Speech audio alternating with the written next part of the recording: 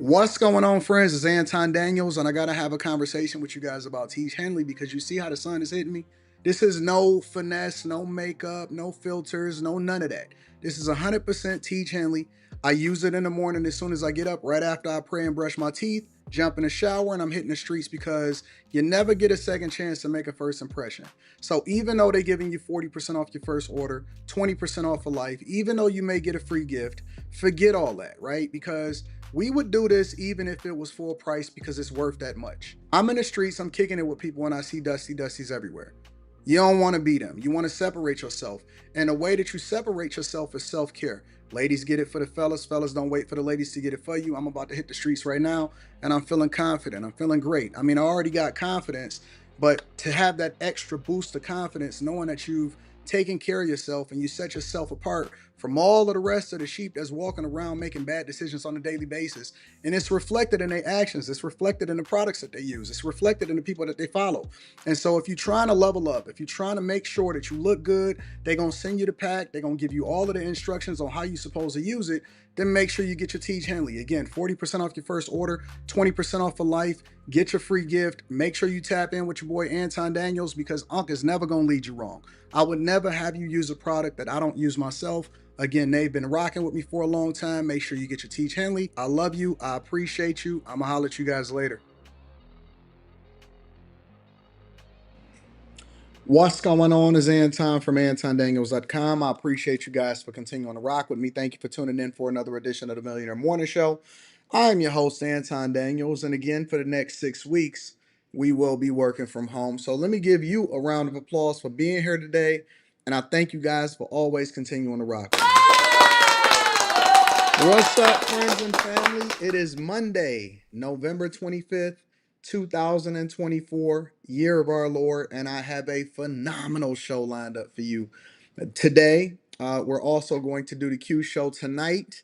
And then last but not least, I would love for you guys to tap into the Patreon because we got Block Club coming up this week. So all weekend, I've been making sure that I documented and captured all of the numbers, making sure that when we go through Block Club this week, because if you've been to the first Block Club, and then we're going to do it again this week, I've been basically making sure that I have everything to do a compare and contrast of what it takes to build a new place, what the benefits are, what my drawbacks are, what my learned lessons, things that I messed up on, complete transparency. And so I'll show you guys the numbers, I'll show you the receipts.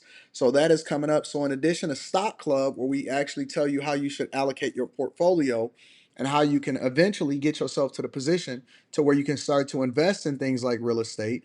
There are no shortcuts. Is no easy fly by night way to do it. You just got to get it out the mud. We give you the information, we show you the receipts, but in addition to that, we also do Block Club, which is basically me breaking down what my real estate strategy is, the 3 ways, the 4 ways that you can make money inside of real estate. There is no additional costs, there is no courses, there is no anything. We just answer the questions, we talk about it. I give you my real life experience.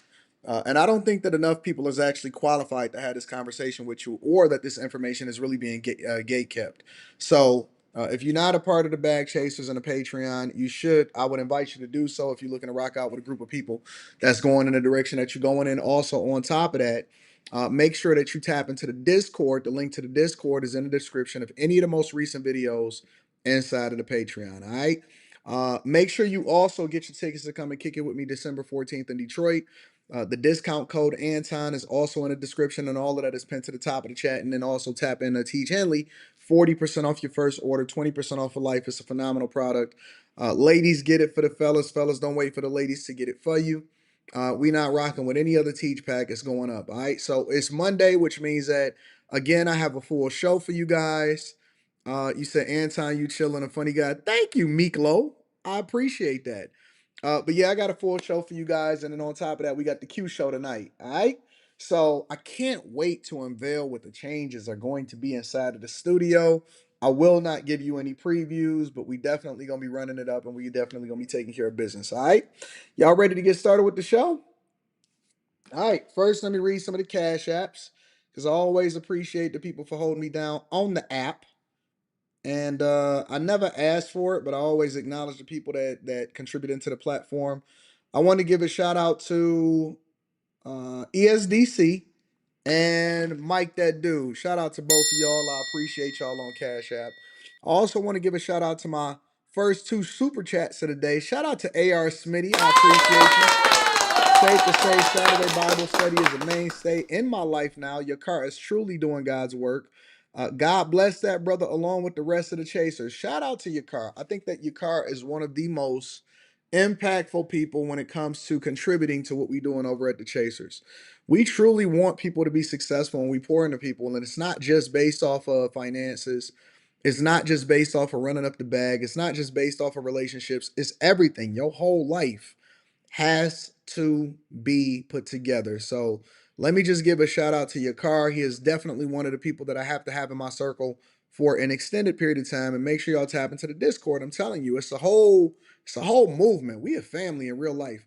Shout out to Tim Stepney says for the collection plate. Thank you, Tim. I appreciate you also. So again, I would encourage you guys to tap into the Patreon. On top of that, make sure you hit a like for the algorithm. That's your price of admission. If this is your first time here, enjoy the show. It gets better and it's going to be exponentially better because I'm not in the studio right now. I'm actually at the crib working from home while my studio is being completely revamped. All new cameras, all new microphones, all new sets, all new everything. All right. So, let me also say this. You guys have to learn how to invest in yourself. What I see people doing, we'll get there. We'll get there. I don't want to get ahead of myself. I don't want to start going on a rant because I'll derail the show and I'll start going into my whole soliloquy. So I don't want to do that right now. Let's just focus on running it up. Let's focus on getting to the bag and let's focus on taking care of business. All right. Y'all ready to get started with the show? I'm certainly ready to get started with the show. All right, let's go ahead and get it popping. Quick hits, ladies and gentlemen. So, quick hits is a segment of the show that we don't necessarily think that we need to dedicate an entire segment to, but we definitely want to keep y'all in the loop on what's happening out in these streets. I will be reading that super chat shortly, April. I'll be reading that super chat shortly, April. I got you. So, quick hits, y'all. We definitely want to get into and bring to the front of the congregation the things that's happening throughout the society, but we don't want to dedicate an entire segment to just that individual thing. All right, y'all ready to get it popping? Let's go. But first, we're learning more about federal charges from an alleged pandemic scheme. A Phoenix couple, including a former TV news anchor, is arrested in Puerto Rico, accused of pocketing tens of millions of dollars illegally.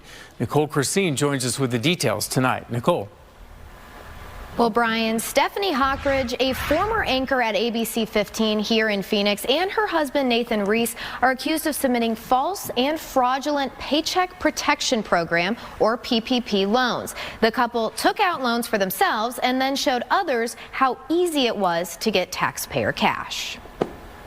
A scheme worth hundreds of millions of dollars, set against the backdrop of global pandemic relief. Criminals and criminal organizations took advantage of Americans suffering during this crisis and committed substantial fraud against these critical pandemic relief programs. Among the alleged criminals, a former Valley television anchor, Stephanie Hockridge, and her husband, Nathan Reese.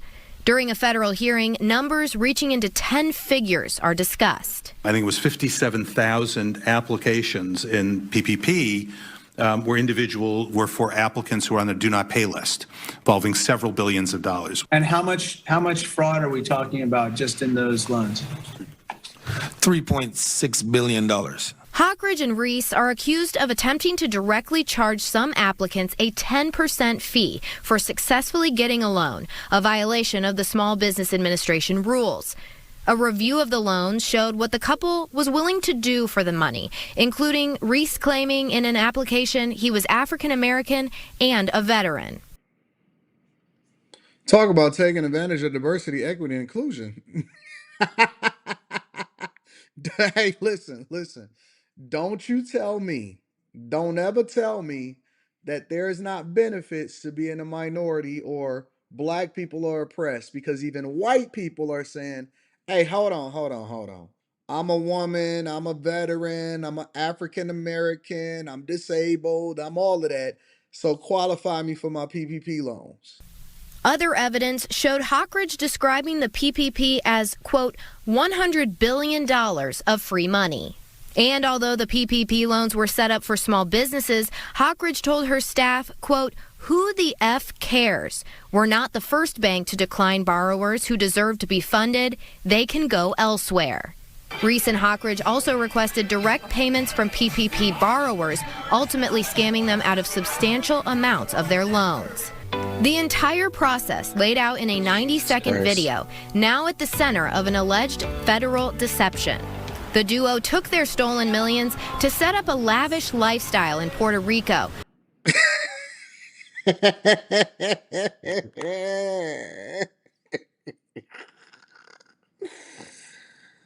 Oh, listen.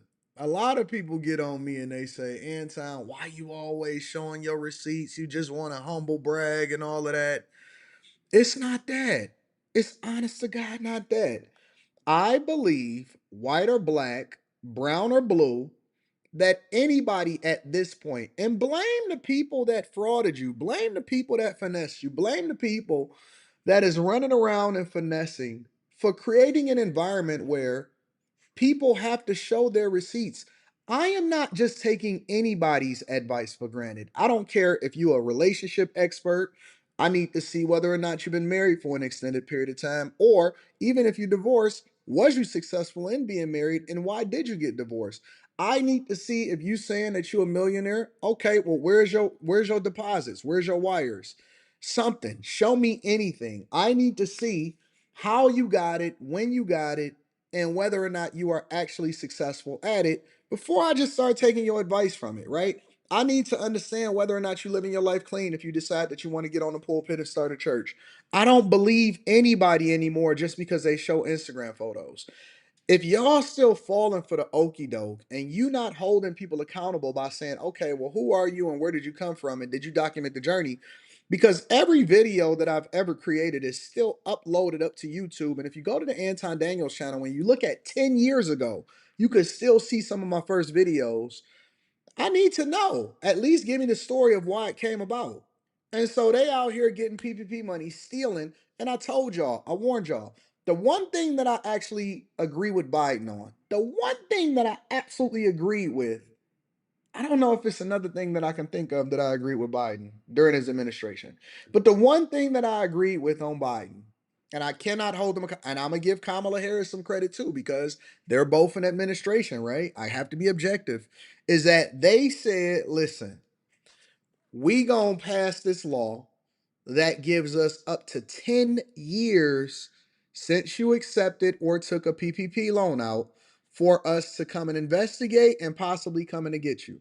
So that means at least for the next 7 to 8 years, I will be able to have content to highlight whether or not people is out here finessing for a PPP loan. It just so happened to be a former Phoenix TV anchor and her husband that was out here buying property in Puerto Rico, and now they got to get the metal bracelets. Where her husband was taken into custody by federal authorities. Say hi. Now, both Hawk. So, shout out to the scammers. The Biden Harris administration definitely did something right, and they extended the timeline. You're right, Osriel. They extended the timeline to make sure that they bring y'all to the front of the congregation. All right. So, in addition to that, Christmas in Chicago. So, several different cities actually unveiled their Christmas decorations and their holiday themes. And usually this happens the weekend before Thanksgiving so that we can kick things into gear for the holiday season, the giving season, the volunteer season, Christmas tree lightings. And so this is a tale of two cities, these next two things and quick hits. First, we're going to start at Chicago. Absolute chaos, violence, and gunshots. Check it out. We got a person shot inside of Macy's after reports at State and Washington. We have a person shot. Kicking it what the show says, but what if it was a real business that had real employees? And that means that it wasn't fraud. If you are, and listen, if you didn't need anybody to help you apply for a PPP loan, if you were a real business with real employees that validly got the PPP loans, then that means that you did it legally and that's not fraud. So that's not something that we talking about. I'm talking about the people that didn't have nothing, or there was just a one employee business and they didn't really have no employees and they was just finessing. Kicking it with a chef, you know, we know the difference. So those that had real employees, cool. What these PPP loan people didn't realize was that the minute that they took the loan, what the government didn't reveal to you was that it was going to be a list that you can then search through, because when you use taxpayer money, then that's when you get on the list. And so you can go through and see the list and see who got it. And then they're going to give themselves 10 years to be able to investigate of whether or not you was frauding. That's it. If you got it legally, then you got it legally. If you didn't get it legally and it was real businesses that was really affected, I think that that's what the money was for. It wasn't for all of these people that was finessing so that they can go and buy property over in Puerto Rico. Chicago police surrounding Macy's Saturday night after police say a 19-year-old woman walking down the street was shot in the leg. Macy's employees telling Fox 32 off camera the victim was bleeding profusely near a makeup counter, pleading for someone to call her boyfriend as at least 100 teens stormed the State Street store. What up, Cartier family? Oh, man. Let me give these guys a round of applause. They cooking. Cartier family in the building. I absolutely love what y'all got going on. Y'all put on a phenomenal channel. Shout out to them. Hey, make sure y'all go and check out the Cartier family. They're absolutely great group of people that is putting on great content, and they absolutely are spot on almost every single thing that they do. I love what y'all do. I actually check y'all out and I watch y'all in my downtime. Shout out to the Cartier family. We love y'all. Trying to avoid gunshots right outside. 1261 says there were about 6 male black teens that got on the train going towards O'Hare. They ran to the Washington Blue Line stop over there. The shooting follows 2 teen trends downtown Friday and Saturday. This video by Chi-Town crime chasers showing hundreds of teens running in the loop. According to witnesses, multiple fights among young people erupted. Good to shop, good to spend money and be with family. Throughout the day, police increased patrols on State Street as tens of thousands began their holiday shopping. The shooting certainly top of mind for people we spoke to. It's really sad what is going on in the downtown city of Chicago, because this is a beautiful city. You heard there was a woman that was shot outside Macy's yesterday. What do you think about that? Yeah, it's one of those things that sticks out, and we want to be safe this holiday season, and I think people should be careful out there. Mari here, who's 6 months pregnant, baffled by the chaos. It's really sad. This is the generation that's coming up, and then if this is the generation now that's out, what about the generation that's coming up under us? We're supposed to be safe. I love you too, family. I love y'all too, man. Y'all doing some great things. Hey, man, invite me on the show. I'm traveling over to kick it with the Cartier family. Send me an email, man. I want to kick it with y'all. But nobody should be surprised at what's happening in Chicago. I don't even know why they're acting like something is new. We all know exactly what happens. You knew that as soon as they launched the holiday season and they did the festival and they had their little downtown shenanigans, even though the city don't have no money to be able to put on because they operating at a deficit, this is what happens. But I will give a shout out to my home city. I absolutely love my home city. I got to give a shout out to Detroit because we had a record 115,000 people arm to arm, wall to wall. Every single year we do the Christmas holidays and we do the tree lighting, a record amount of people that showed up in downtown Detroit. I was down here all weekend, so I had an opportunity to be able to take in the festivities and see what was happening. Obviously we convert campus marches over into an ice rink over until March, and it was absolutely awesome.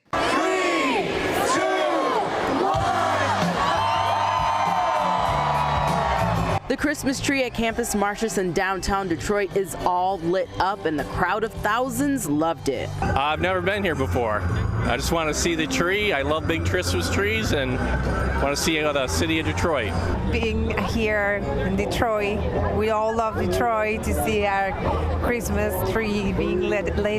Santa joined city officials as they flipped the switch on the 66-foot Michigan-grown Norway spruce. As soon as they did, 25,000 red, green, yellow, and blue lights turned on. I just moved here from Atlanta, and I'm excited about Christmas here in Detroit. More than the adults, the kids were excited too. Excited? Yeah. What are you looking forward to?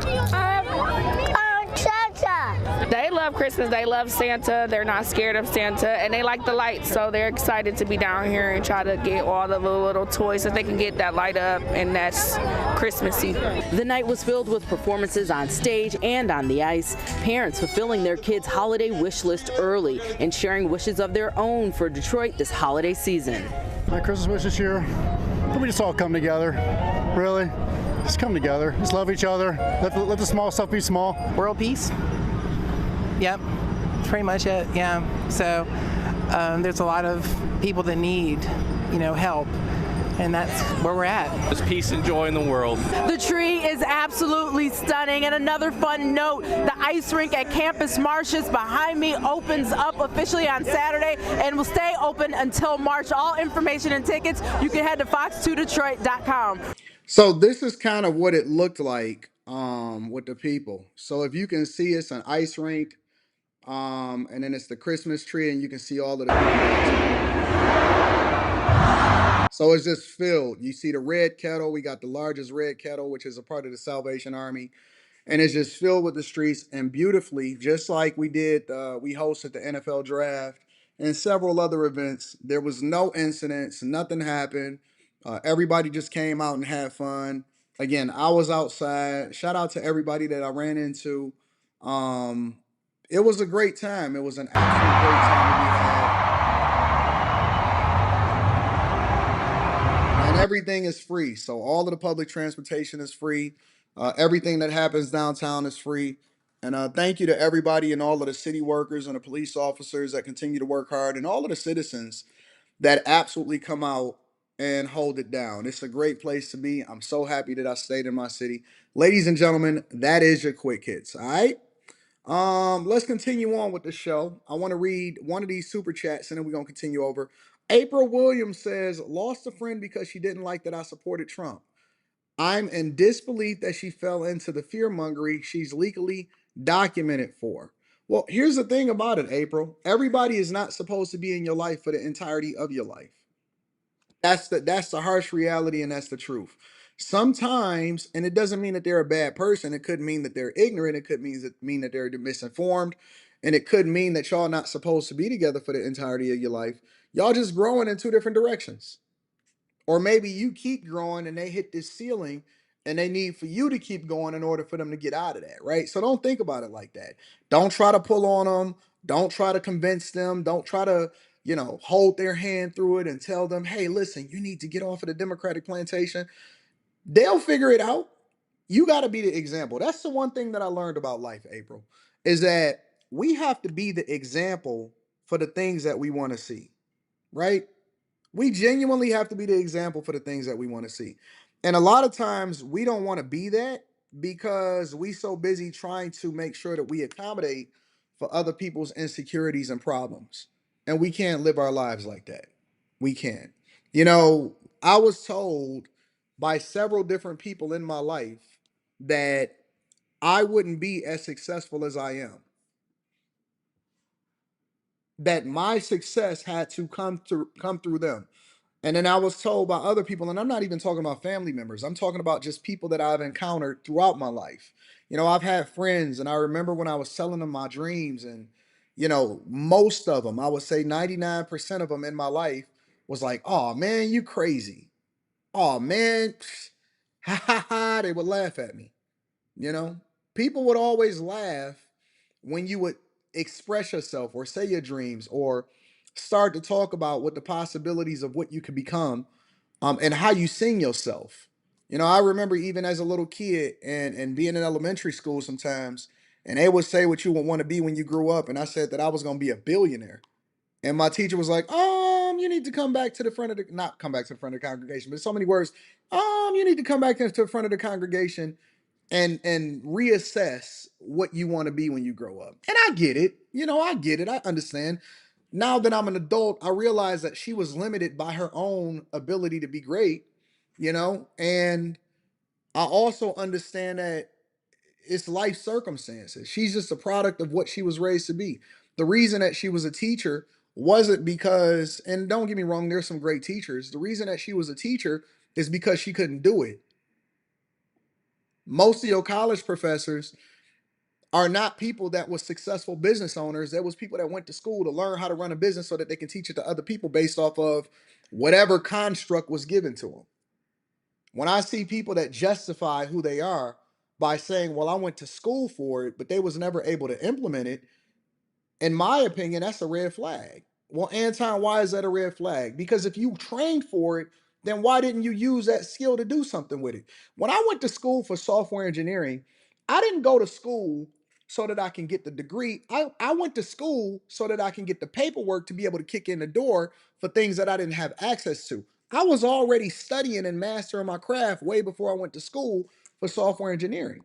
The paperwork was the validation. The paperwork was to say, hey, listen, I can do this, or I have structure, or I was able to endure long enough to actually go through the process that then validates me to be able to get into this industry that then would leapfrog into corporate America and other spaces. And I never anticipated being a software engineer for the rest of my life. The only reason I went into it was A, to make sure that I was able to provide for my family and have something to fall back on. And then B, I went into it because I actually wanted to leapfrog into something else, and I wanted to make sure that I didn't miss anything or that I needed to learn, because I was building my own e-commerce platforms that would allow for me to be successful. The paperwork, the success, the process is for you. The success is for everybody else. And so sometimes you're going to have to leave people behind. I will tell you that success is a very lonely road. It is a very lonely road. And that's why you have to pray for the character while you're going through it and becoming successful, because most people are not going to get there. Success is a very, very, very lonely road, because you are going to have to do things that most people can't do, and you got to do it the right way in order to get there. Because if it was available for everybody, and it is available for everybody, but if everybody was able to do it, then they would be successful, right? That's why we then make excuses and say, well, this is what middle class is, or I'm solidly middle class. I didn't dream of being middle class when I was a little kid. I went to school, and then I would come home and I would say, you know what, I want that Lamborghini Diablo, or I want a Lamborghini Countach. I never put a middle class poster on my wall. I put a Lamborghini Countach and Diablo. I know that they had, even as a child, I knew that they made a limited amount of them, which means that everybody wasn't going to be able to buy one. It was only going to be the ones that got to the top. And so my goals were different. My drive was different. Even when it comes to looking at things objectively and then making a decision of whether I'm going to go left or I'm going to go right, I don't do things based off of what the herd do. I do things based off of what makes the most sense for me. You know, when I, here, I'll give you all a little bit of insight, and then we're going to continue on with the show. I have this vision in my head, right? And I'm going to share this with you guys because I always like to share my thoughts, and then that makes me accountable for it. That means that I have to execute on it, because we can always come back to this video and say, well, Anton did this. Did he actually execute on it, right? I have this vision in my head of being a media mogul, to create the next Fox News, to create the next CNN, create the next MSNBC, to create the next big platform, right? And so you can look at me today, or you can look at me 5 years ago, and I'm vastly different. My platform is different. My ability to be able to communicate effectively is different. My business mindset, I've learned so much when it comes to the creator economy, right? And you can look at me today and say, because I'm gonna hear the same things. I'm gonna hear the same stuff that I heard in elementary school, as I heard in middle school, as I heard in high school, as I heard in college, as I heard when I was in a plant, as I heard when I was in corporate America. And people are going to tell me what I can't do. And I love that. And I love it because it propels me, and it gives me that negative motivation, and I use it as energy in a positive way instead of a thing that then beats me down. And I'm looking for somebody to doubt me. And so when every time somebody tells me what I'm not, or if every time somebody says something that's a lie, and they lie on me and they say that it's the truth, I embrace it. I love it. And I have this vision, right? And so, I was thinking, and I was sketching on my iPad, and because I live with this iPad on a regular basis, and I'm sketching on my iPad exactly what my vision is, right? And so a month ago, I'm sketching this vision because I knew that I wanted to redo my studio. But then my vision changed from just redoing the background where people can come in and talk, to I wanted to have multiple different sets and expand my platform. And then I wanted to buy the real estate that was up under me so that I can then own the building, right? I want to own every single building that I have a platform in. And so I started sketching out my vision. And then when I sketched out my vision, I started executing on what that vision was. And I said, okay, well, I have to put initially $100,000 up, because we need new cameras, we need new microphones, we need new sets, we need all of these things. And then I started sketching out all of the different positions. And that's when I started to communicate openly. Hey, I need this person to be able to execute on this, and this. I don't wait for anybody to tell me. I don't wait for anything to happen. I start executing. Small, big, large, and it's supposed to be applicable in every part of your life.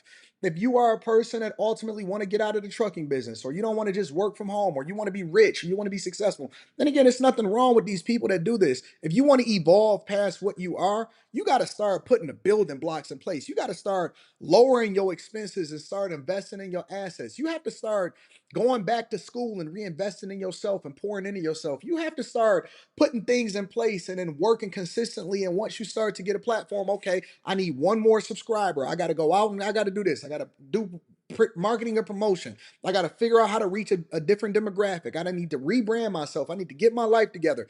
I need to start putting a calendar in place. I don't wait for permission. I ask for forgiveness. And so what I'm telling you guys is that the goal is ultimately to become a better version of who I am today than what I was last year. When I go back, every single December, I go back and I scan through all of the videos that I did on all platforms, and then I compare and contrast. Last year at this time, I was killing Fight Club and I was starting After Hours. This year, the After Hours platform, which used to be Fight Club, is 200 times better, 10 times more successful, and much more profitable than it was last year. And so I want that incremental progress. And now I'm envisioning what I want After Hours to become long term. I'm going to create an entire network of greatness. I am going to be a billionaire. I am going to be a billionaire. I am going to partner with some of the biggest streaming platforms on earth. And I am going to be the biggest voice that you've ever seen in the creator space. I am going to be a billionaire. I am telling you today that this is only the tip of the iceberg. There is nothing and nobody that can stop me except for myself. There is nothing that anybody can do to stop me except for myself. You either rolling with me or you're going to get rolled over. That's all there is to it. Because I've already made the vision plain and I've already started to invest in it. And even when I make a mistake or even if I fail at something, I'm just going to adjust. I'm just going to adjust. That's not going to stop me. I'm going to use that as a learned lesson. I'm going to write it off as a tax write-off. And then I'm going to pivot over and I'm going to rebrand it and I'm going to make it something different to make it more successful every single time. It doesn't matter how long it is. By the time that my time is up on this earth, I'm going to take what you thought was supposed to be a regular person that died at 18 years old from Detroit, Michigan, between Norfolk and Chippewa on Green Lawn, and I am going to be one of the greatest human beings that did it the right way with great character, with no flaws and no issues that you've ever seen in your entire life. You know why? You know why? Do you know why I'm going to do that? Because it's never been done before from this lens and this way. And our lives have to be transformational. Our lives have to be, it has to be different. You have to change.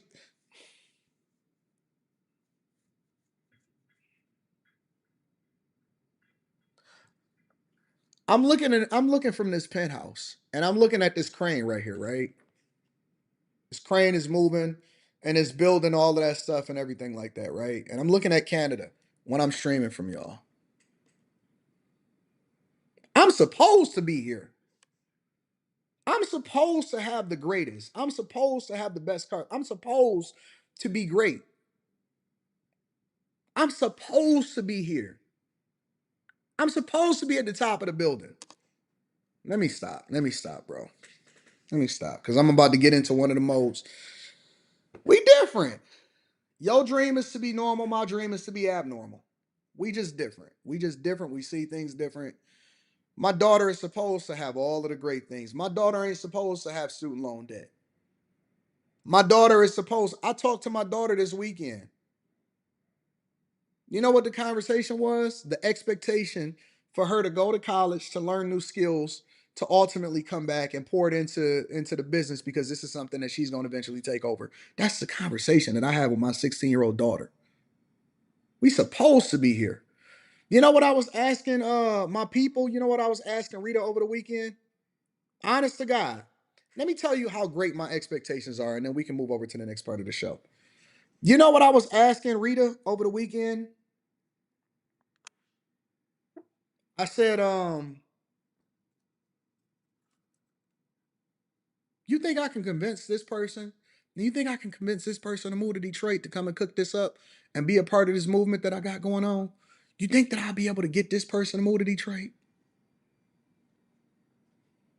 Man, I wonder if this person, if I could recruit this person to come and do this show in this new studio I'm building. I have great expectations. I may not be able to convince the person. The train is going there. I have great plans that I'm going to execute on. You can't recruit me. I recruit you. When they recruit me for these shows, I got a pitch 2 weeks ago from a network that asked me if I wanted to be a host, possibly host a show or be a co-host of a show. You can't pitch me, I pitch you.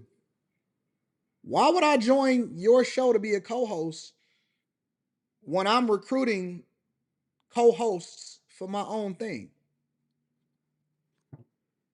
Anyways, let's continue. Let's move on. I don't want to get there. I don't want to get there. I just want to let y'all know when I'm setting the precedent of what 2025 going into 2026 is going to be.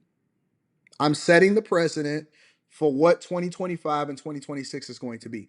I set a goal for y'all last year. I wanted every single bag chaser to strive to make $250,000 a year. The number is going up. I want every single bag chaser to strive to make $300,000 a year. We're going to talk about that inside of the Patreon. Make sure you guys tap into the Patreon. Link is in the description as well as pinned to the top of the chat. Let's continue on with the show, y'all. Let's continue on with the show. Let's get to it. All right, so The View. Let's talk about The View, y'all. So, my new favorite show. What I didn't notice is that Sunny Hostin has spent an extraordinary amount of time apologizing lately. But here's the question that I have for you guys.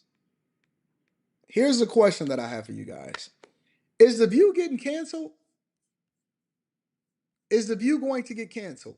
I'm going to go to about the 6, maybe the 8-minute mark. And the reason that I'm going to the 8-minute mark is I know that Sunny Hostin actually apologizes somewhere in the 11-minute mark. But I'm going to go to the 8-minute mark. And the reason that I'm going to go to the 8-minute mark is because I want to understand what happened prior to her having to issue another apology and legal note. All right. So let's go ahead and go to the 8-minute mark and see if we can get some context before, because The View somehow, some way has become a political show. And let's see what they're talking about. Had a chart, a graph of all of the Venmo payments. This wasn't just one instance. This was, according to the New York Times and these reports, many of them. I have been so disappointed by Republican members of Congress and the Senate that my hopes were not lifted. I am glad.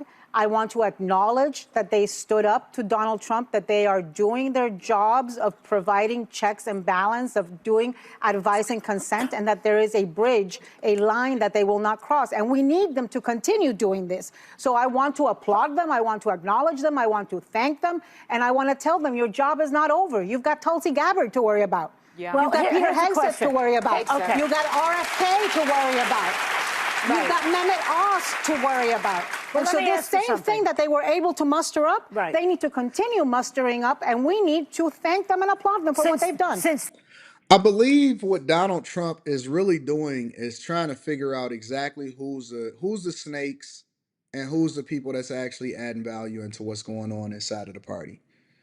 I believe that Donald Trump is weeding out the people that he's going to have to deal with. So even though we control all three branches of government, obviously this woman is out of her mind, but we're going to use this as a talking point.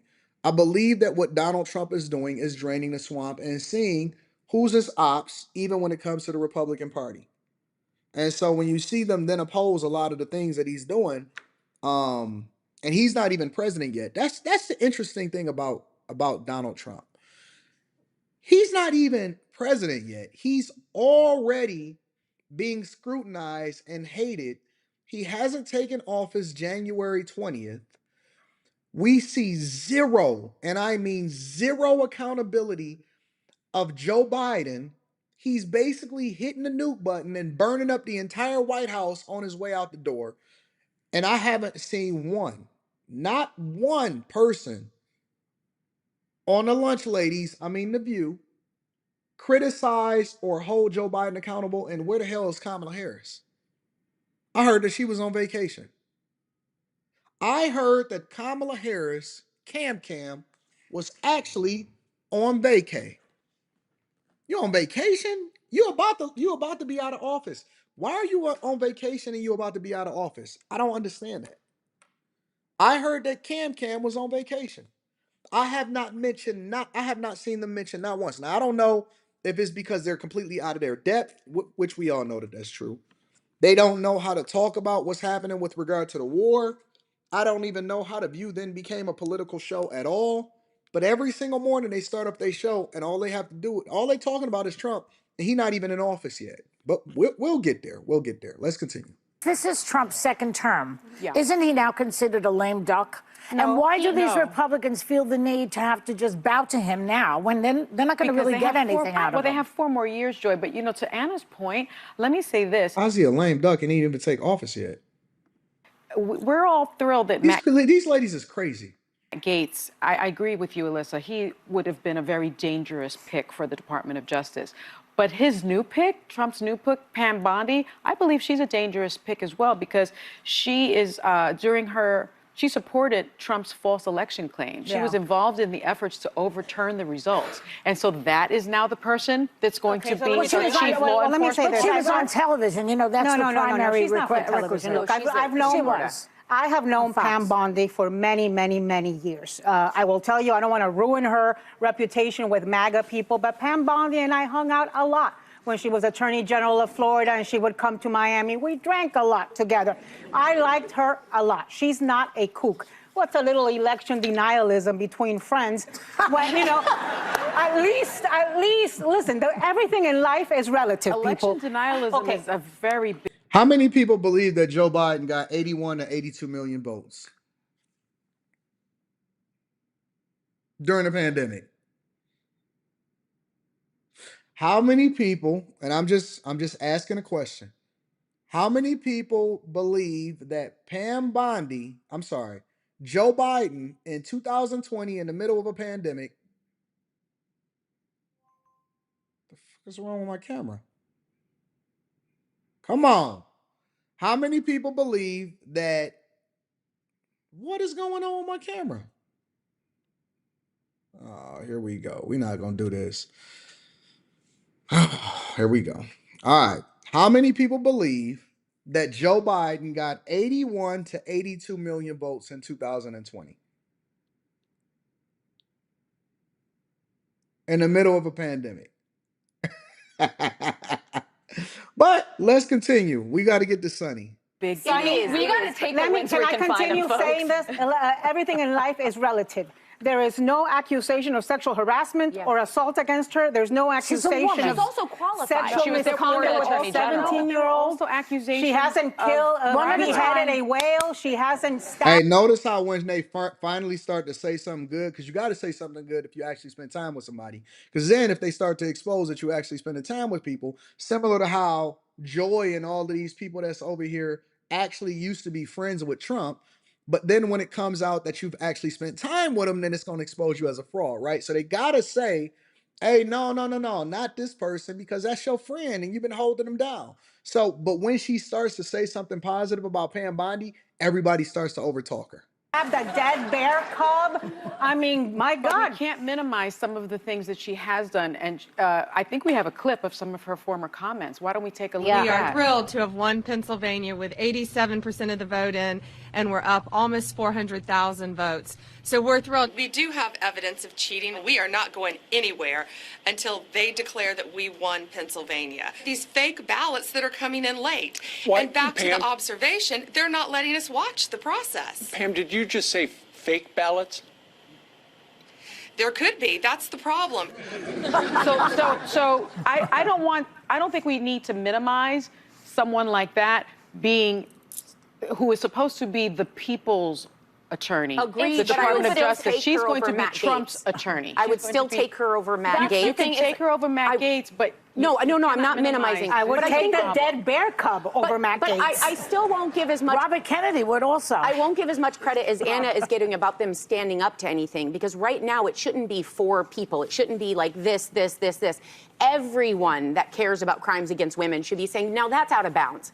And I know that we're uniquely under a Donald Trump presidency, but there's got to be some things that we say, this isn't allowed, they aren't allowed to sit with us. Well, denying an election. The distinction is this, is just dreadful character flaws, the sexual misconduct with Matt Gaetz, but he was also deeply unqualified. She's been the Florida Attorney General. She's been a prosecutor. She is going to get confirmed by the Senate. Republicans really like Pam Bondi. And that, I know, no one's going to be perfect under Donald Trump. The country just elected a guy who denied he lost the election for 4 years, and the country elected them. So yeah, it's been mainstreamed. And now his lawyer. She needs to get asked about that. She needs to get asked about that, and definitely, I'm sure she will. And there is also some bribery accusations.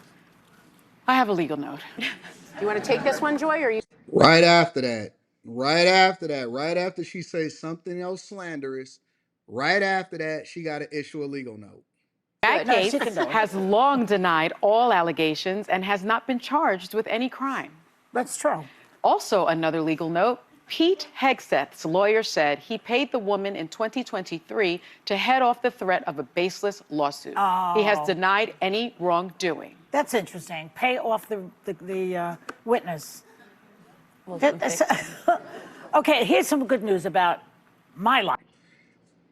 Listen. This woman is so disrespectful. All right, we got to make some adjustments. I can't keep dealing with this nonsense.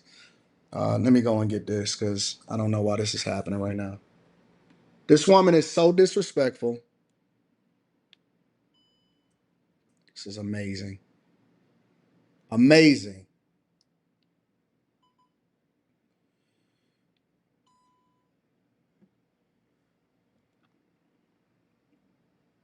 Looks like I'm going to be bringing some of my equipment from the studio soon. This woman is so disrespectful, and she continues to say some of the most egregious things. And that's why she keeps embarrassing herself while issuing these legal notes. This is why she keeps embarrassing herself by issuing these legal notes. Isn't Sunny Hostin a lawyer? Somebody tell me in the chat, is Sunny Hostin a lawyer? I'm trying to understand if Sunny Hostin is a lawyer, because she continues to put her foot in her mouth, and she's now becoming, oh, you know what? Now that I think about it, I'm wondering if she's doing this on purpose.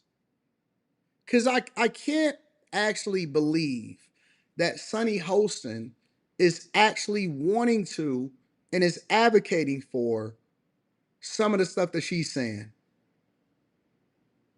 Y'all saying she is a lawyer. Okay. So that means that she has to have some level of intellect. All right, cool. I recently watched a video over the weekend where Sunny Hostin was basically, I guess she found out what her ancestry was, and she realized that her actual lineage traces back to her family being slave owners. So now we have to throw away the whole premise behind her standing on the idea of wanting reparations, because I'm wondering how much her family is going to actually pay for those reparations. Okay, that's number one. Number two, if she has some insight and she has some kind of smarts to her, then that means that she can't be so tone deaf to where she's standing on business and some of the worst things that's supposed to happen by continuing to say some of this dumb stuff. Because I'm almost believing, and this is the honest to God truth, I'm almost believing that she's doing this on purpose so that she can get some more visibility for herself, because maybe the View is dying. Here's my question ending this, all right? Is the View eventually going to get canceled? I want to know what y'all thinking about this. Is the View eventually going to get canceled? Right now, I'd like to believe that their views is up. If you go to any of the most recent broadcasts, if you look at any of the most recent stuff inside of their stuff, right? Every single comment on the View, on their YouTube channel, is saying, hey, y'all trash. Y'all should be canceled. I don't know why this show is still on. All of this stuff. Every single, matter of fact, let me go to it. I'm going to go to it. Let me see if I can pull it up.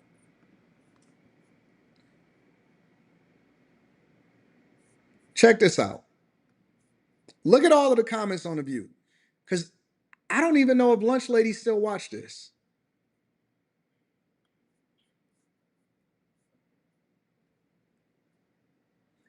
Wow, my comments were deleted twice. No worries, you may want to hear the truth.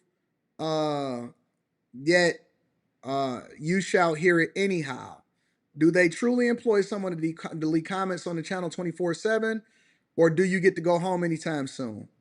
Oh, please. Trying to put down Joe Rogan is not a good look. People love him because he can have a conversation with anyone. So people putting him down is not a good look or influence. I'm only here for the comment section now. My curiosity got the best of me to see who actually watches this gunk. They don't believe in dragons, but believe a man can be a woman and a woman can be a man. Let me translate The View for you in one sentence. You must think what we tell you to think. You don't get to think for yourself. The like-dislike ratio gives me hope in the country's future. The View panelists are a bunch of bitter gossipers, and this is not journalism. It is a talk show after all, women gossiping about other people and spreading hate and bigotry and hypocrisy. Going after the world's most loved podcaster with lies is not a good look for the show that relies on haters for ratings. These women should be thrown in jail for slander and lying to their viewers on a daily basis. Here's a petition to cancel The View. Jesus Christ. Can't wait for the show to end for good. The View is such a gross echo chamber. It's cringy to watch these women gaslight and lie to their audience. It's incomprehensible how these people continue to be allowed on any network. Divisiveness, absolute hatred, racism, bigotry is blinding. Any network with a sense of respect would immediately end the continual barrage of unleashed on your viewers. What if a fervent, deranged viewer takes it to heart? There is a definite reason why hate speech is dangerous. Peace, love, unity is what we need to move forward. The influence these people have on millions could be channeled towards helping the country heal instead of goading negativity and outrage. Oh my God, Sonny's facial expressions during the legal notes are classic. Every single comment for every show is negative. So I'm trying to figure out, and this is the reason why I started to ask this question in the first place. I'm trying to figure out, is The View still going to be existing in its current format, or is it eventually going to go away?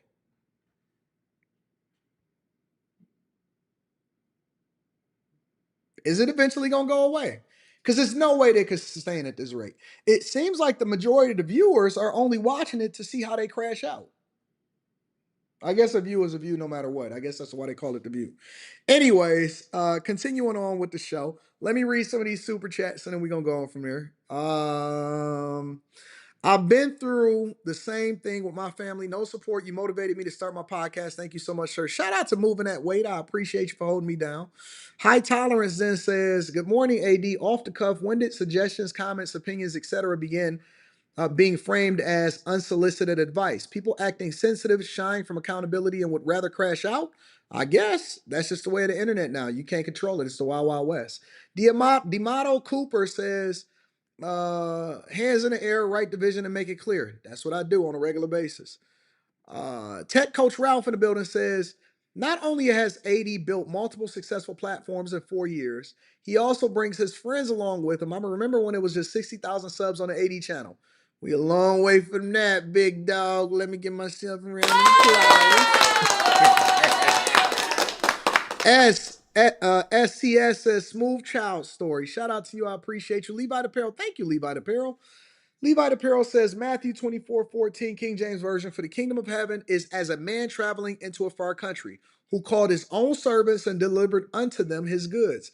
You are the kingdom. It's already given. Just keep it. Shout out to Levi Apparel. I appreciate you for that.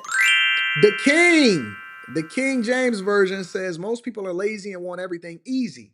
They don't possess the discipline or work ethic to be great. They are jealous of who can do it. That's interesting that you said that.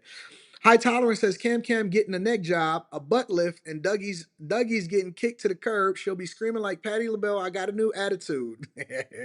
David L says, the only way I can watch these cackling hens is Anton Daniels. I found your channel about a month ago, subbed immediately. Your takes are on point. Thank you, David. I appreciate you. Hey, listen, anybody that's finding me for the first time, just hit a like for the algorithm and enjoy the show. If you finding me for the second time, you came back, make sure you subscribe to the channel and turn on your notifications. We do this every Monday through Friday. Shout out to David. I appreciate you. Rob Brown in the building. Shout out to Rob Brown. Sending my contributions to the AD Network. Thank you, my friend, and thank you for holding me down and for the 50 ball. I absolutely do not take it for granted. You know I love y'all. What in the World TV says, definitely election interference by a purple hair. Shout out to Colonel Frank. I appreciate you, Colonel Frank, with a microphone. That's what you said. Wizzy, thank you. Spider Clamp in the building says, where are these legal notes for the past 4 years? Such BS. Colonel Frank says, open mouth, insert legal notes. Mr. Joe in the building says, for the future collection plate, Hostin used to be a federal prosecutor. She prosecuted child sex crimes. Thank God she's not a prosecutor no more.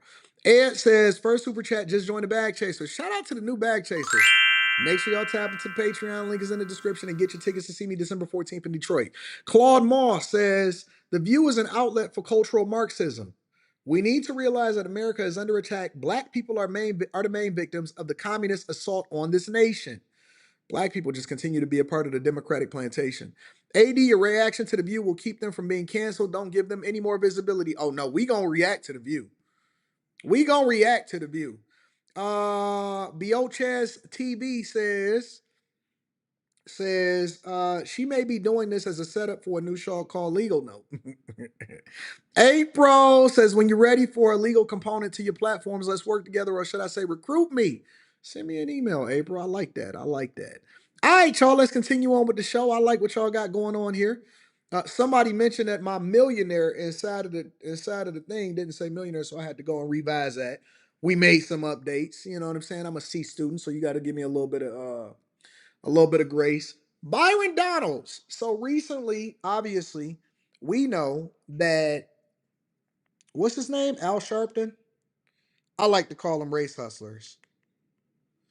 Al Sharpton, who recently got $500,000 funneled through his nonprofit organization from Kamala Harris and the Kamala Harris-Biden campaign, and much, much more, who also did a softball interview for Kamala Harris during her campaign season. Again, let me say that again. Al Sharpton, who got over $500,000 for the Kamala Harris campaign, along with many others, including Roland Martin, who tried to justify getting $350,000 plus himself. We not going for it. Had criticism of the Trump administration that's not even in office yet for selecting the people a part of his cabinet, but didn't select any black people yet. People of color, as they like to define it, but no black people. Al Sharpton criticized the Trump administration for not having any diversity, equity, and inclusion. And Byron Donalds responded on CNN by, not Fox News, on CNN. And this is what happened. I have not seen this yet. I'm seeing it for the first time. So let's explore it together. We should ask Donald Trump. You talked about black men would be with you. Where's a black man being nominated by you for your cabinet? Has anyone noticed there's no black that has been nominated on his cabinet? That needs to be raised. So let me ask y'all a question before we get into Byron Donalds' response, because again, I have not seen Byron Donalds' response. Number one, do we put people in the cabinet based off of diversity, equity, and inclusion, or do we put people in the cabinet that actually is the best for the job? That's number one. Number two, if black people supported Kamala Harris at an over 83% clip, exit polls show that black women voted for Kamala Harris at over a 91% clip, black men at over a 78% clip.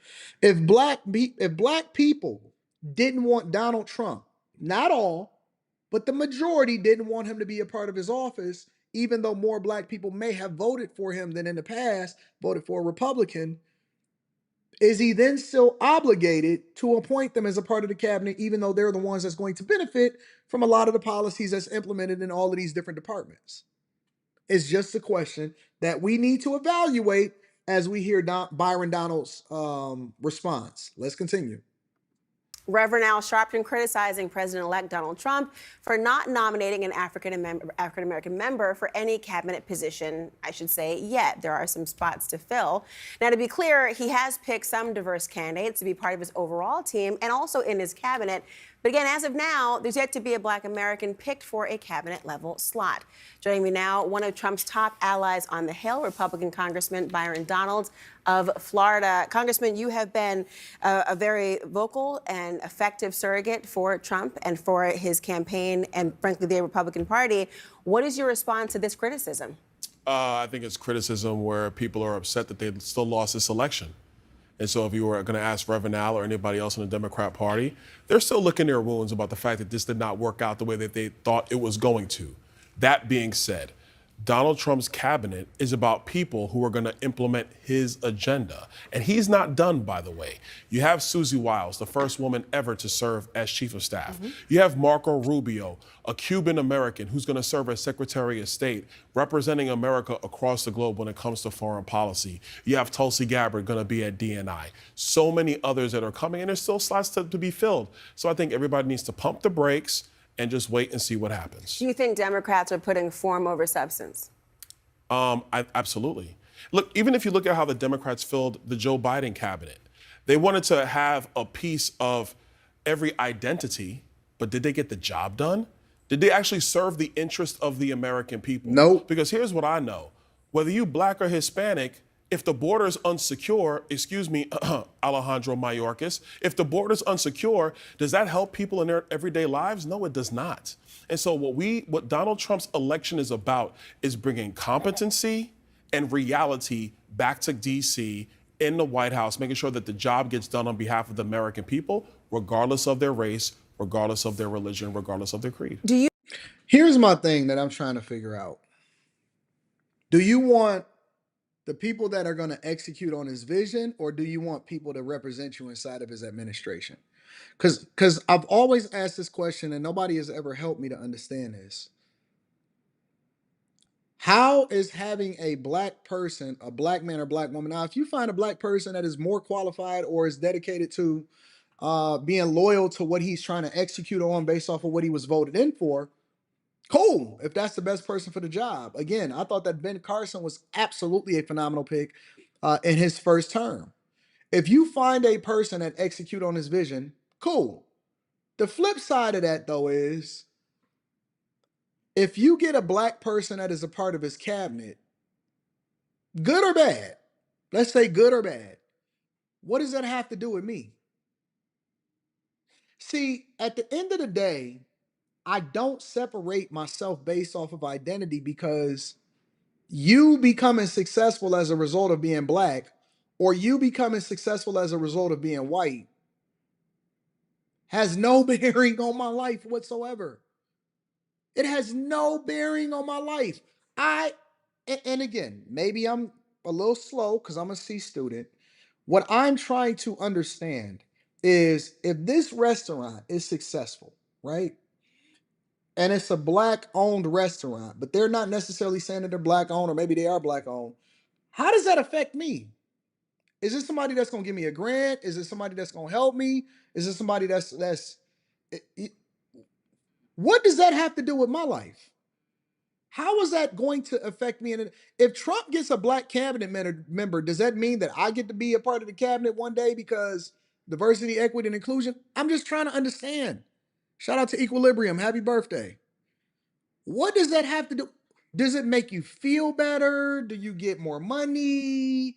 Do you feel like you got more opportunity? Does it motivate you? What is seeing a person like that in that position going to do for you? Now, if you say that, well, this person is getting into office and they're actually going to make sure that they close off the borders and more resources are going to be for American people and more jobs is going to come to your city, then that's something that I want. But if you're just putting somebody in there because they sassy or because they're a woman or just because they're a man, and they don't actually qualify for the job, but we picking them just because they Black, or is it discriminatory to pick somebody over somebody because of race and not because they're more qualified? That's what I'm trying to understand. Do you think that the current cabinet picks reflect the most competent implementers of Trump's policy across the board? 100%. You have no pause for any of the people who are being raised, including some who are more controversial figures who've gotten a lot of the oxygen out of the room. Obviously, Matt Gaetz, a centerpiece of criticism because of the allegations. But you don't have any pause about anyone who's been chosen? No, I don't, because either I know them directly or I've gotten a chance to know them throughout the last several months. All of them subscribe to everything that Donald Trump talked about on the campaign trail. They are mission-minded about getting the job done. Look at Robert F. Kennedy Jr. Robert F. Kennedy Jr. wants to make America healthy again. He wants to go after additives in our food that are here in the United States, but not in any other country around the globe. You have suburban mothers who want to see that happen for their children. You have people who've had to deal with all kind of other... And urban mothers who should want it for their children, but are too ignorant to know that they're putting poison inside of their children's stomachs.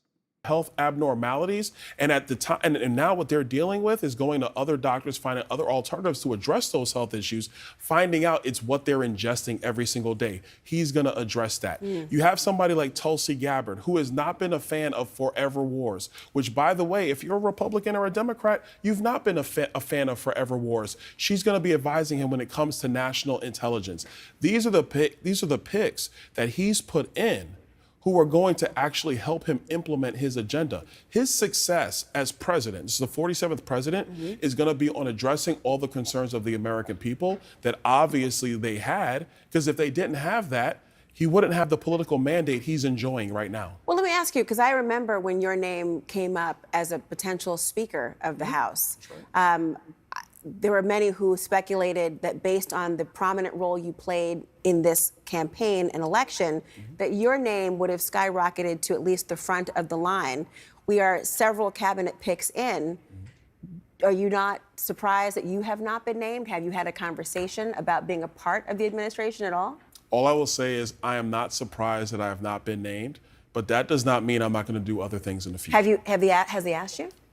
No, there's some other things that I'm looking at going forward. Like? I'm not going to talk about them now. We do this every time. We're not going to break news now, I would like Laura. to ask you, Governor We're not gonna break of news. Florida, Senator, perhaps if Marco Rubio is confirmed, or any of those spots enticing to you? We'll see what happens as things go forward. Do you have support for the name Laura Trump that's been circling around as a potential person who would step in if Senator Marco Rubio were to ascend to the role that he has been chosen for? So actually, I think Laura would do a great job as a U.S. Senator for Florida. I got a chance to really know her through the whole campaign process. Number one, excellent communicator, one of the best in our party. Yeah, Laura Trump is incredible. When I seen her, the first time that I ever really noticed and paid attention to Laura Trump was when we did a review video of her destroying Charlemagne and her basically taking him to task and taking him out back and giving him a whooping. Because, they tried to have a conversation with her and she threw every single... She dealt with every single question with class, but she absolutely destroyed Charlemagne and everybody else that was a part of that whole thing. So I believe that Laura Trump, number one, she is an excellent communicator. Number two, she's an excellent campaigner in that she did win a lot of votes for President Trump and bringing visibility to a lot of the things and the issues that he was passionate about. And number three, I think that she's incredible. She is incredible when it comes to communicating effectively.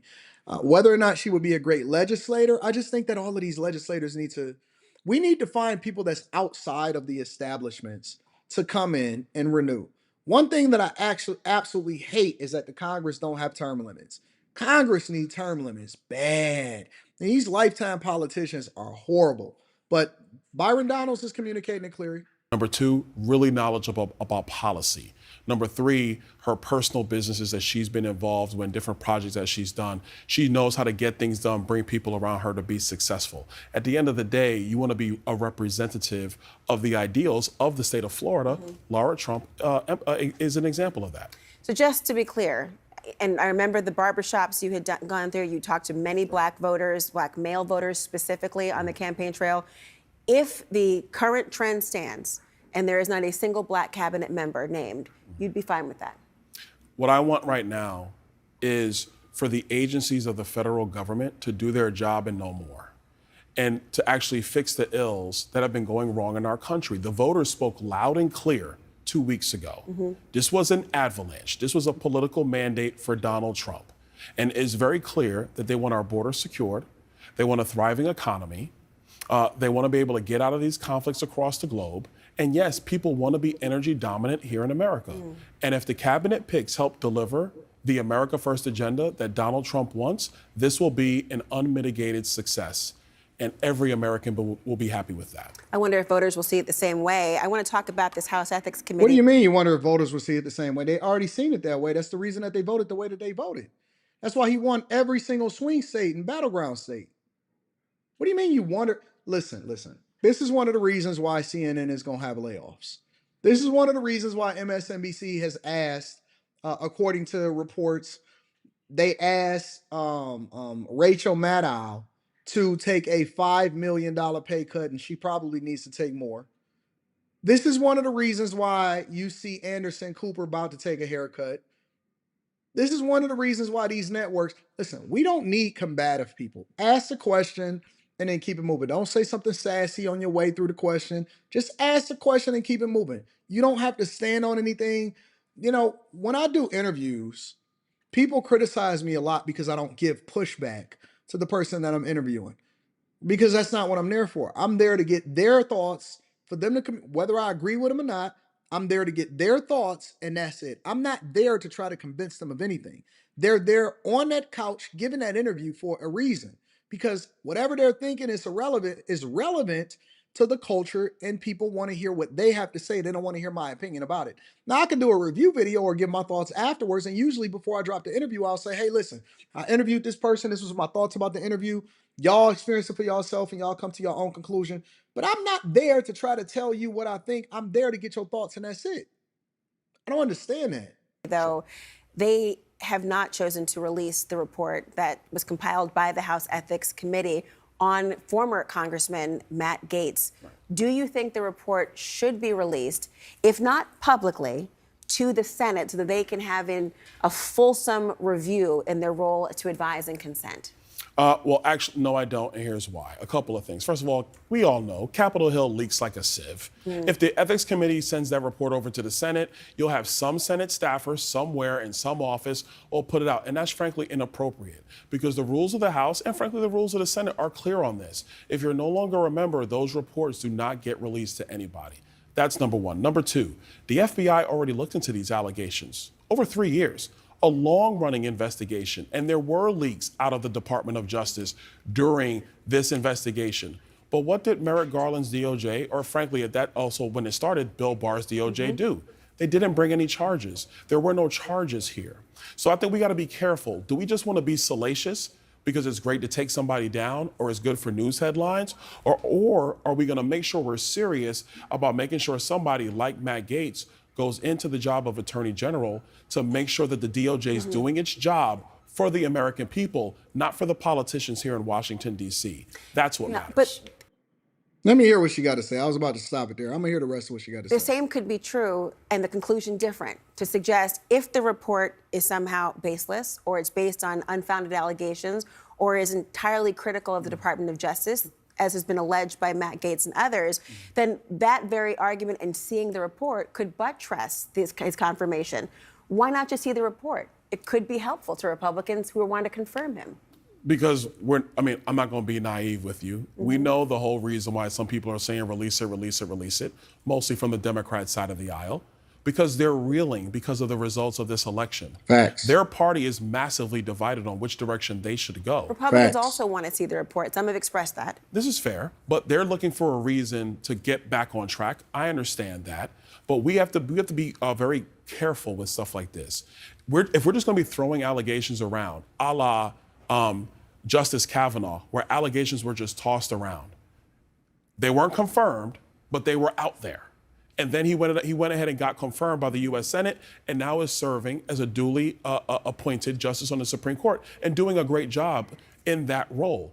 Are we now going to demonize people because of an allegation where the Department of Justice did not bring charges? They did investigate this for 3 years. And to be fair to Matt, the investigation went through. A lot of stuff was leaked about this investigation. No charges were brought forward. So then what are we talking about now?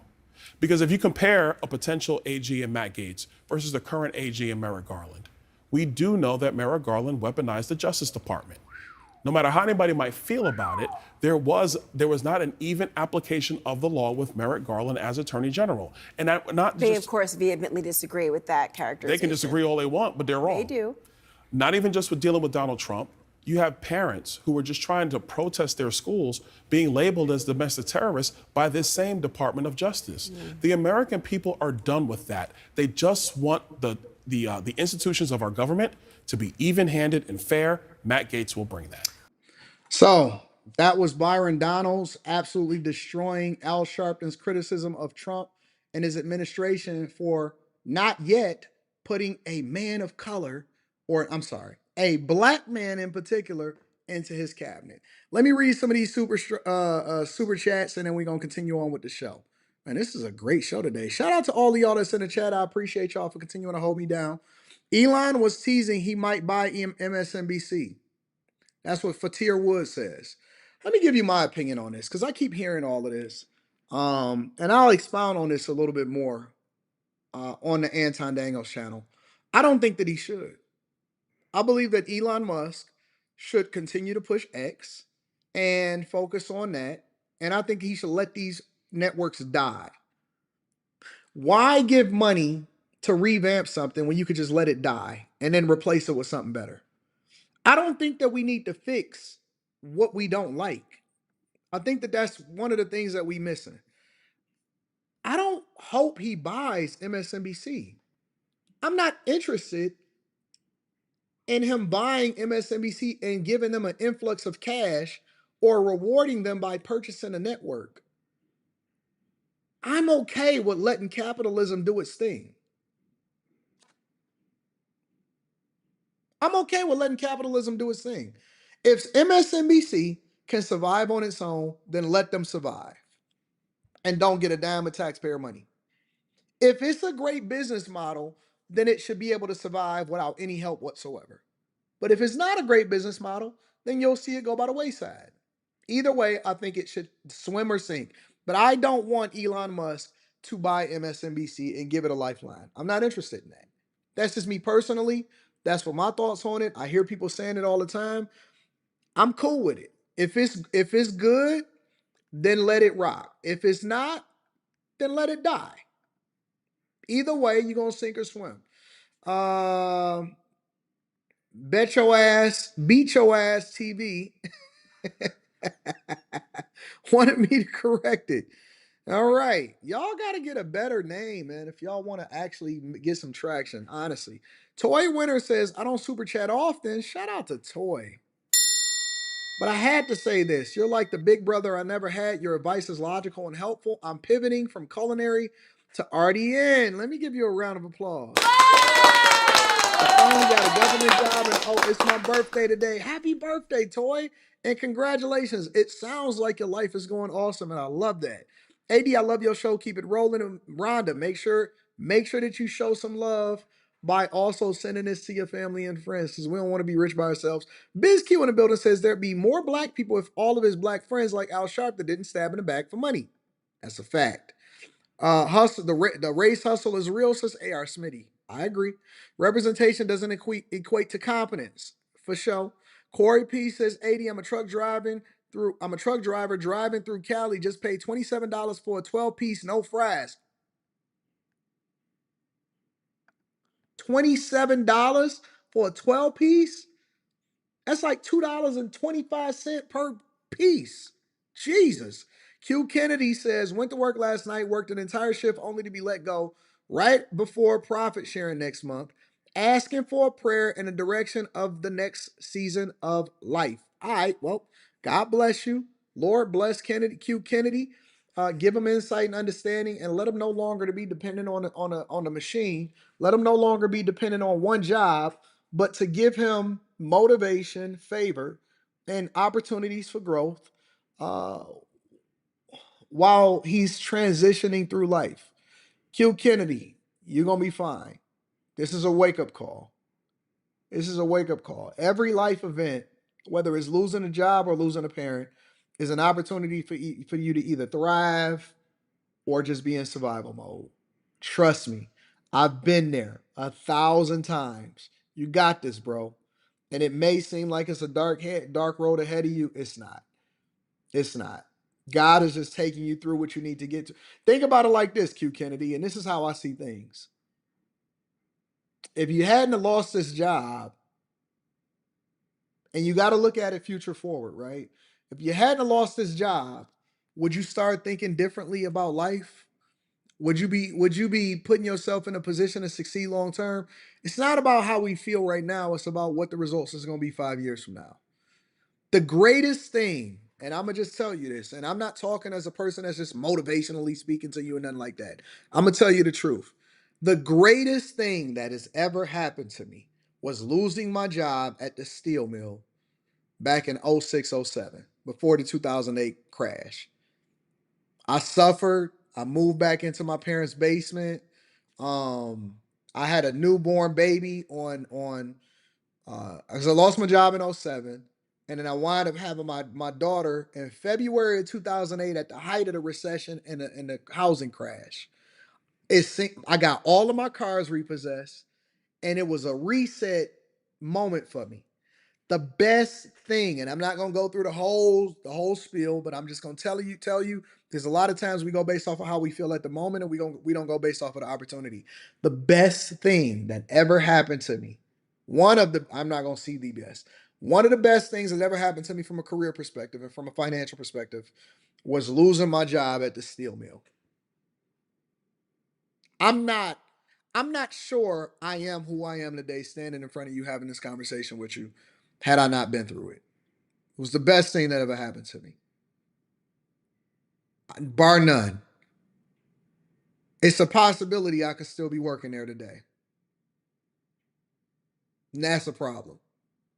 It's a possibility that I'm not looking at Canada right now and looking at these cranes build this building that I'm gonna eventually buy if I was still employed there. I wasn't meant to be a part of the union. I wasn't meant to be a part of what they had going on. I was meant to do something different, and God had to push me out the door. God had to push me out the door. I was broken. I was broken. I didn't know what was going to happen. I was broken. And God was like, get your ass out the door. You ain't supposed to be in no steel mill for the rest of your life.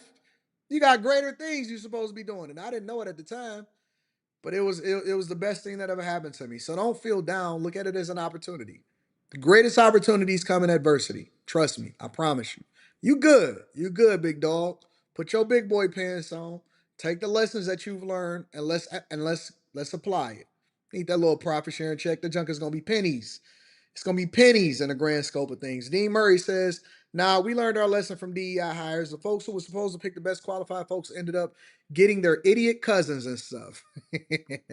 Daily Discourse Podcast in the building. Shout out to the Daily Discourse Podcast. Says, "AD, I can't thank you enough for all that you've done for us. Started a second YouTube channel on November 6th after Trump won, and it's already monetized." Let me give a round of applause to the hustle.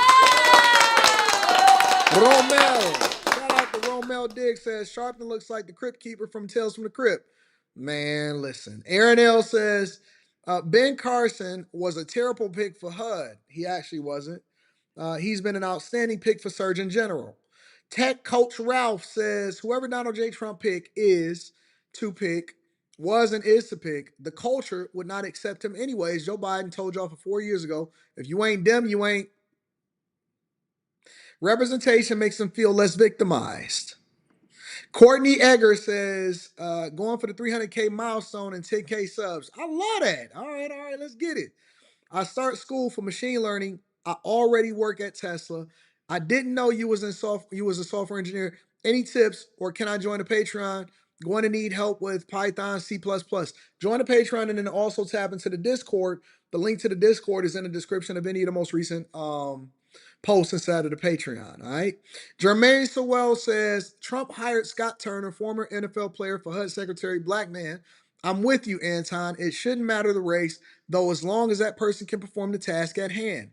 Marriage Politics and Sports says a CNN chick is stuck on identity politics. She probably doesn't realize that even if 100% of blacks voted for Harris, she still would have lost. I told y'all that. The math wasn't mathing.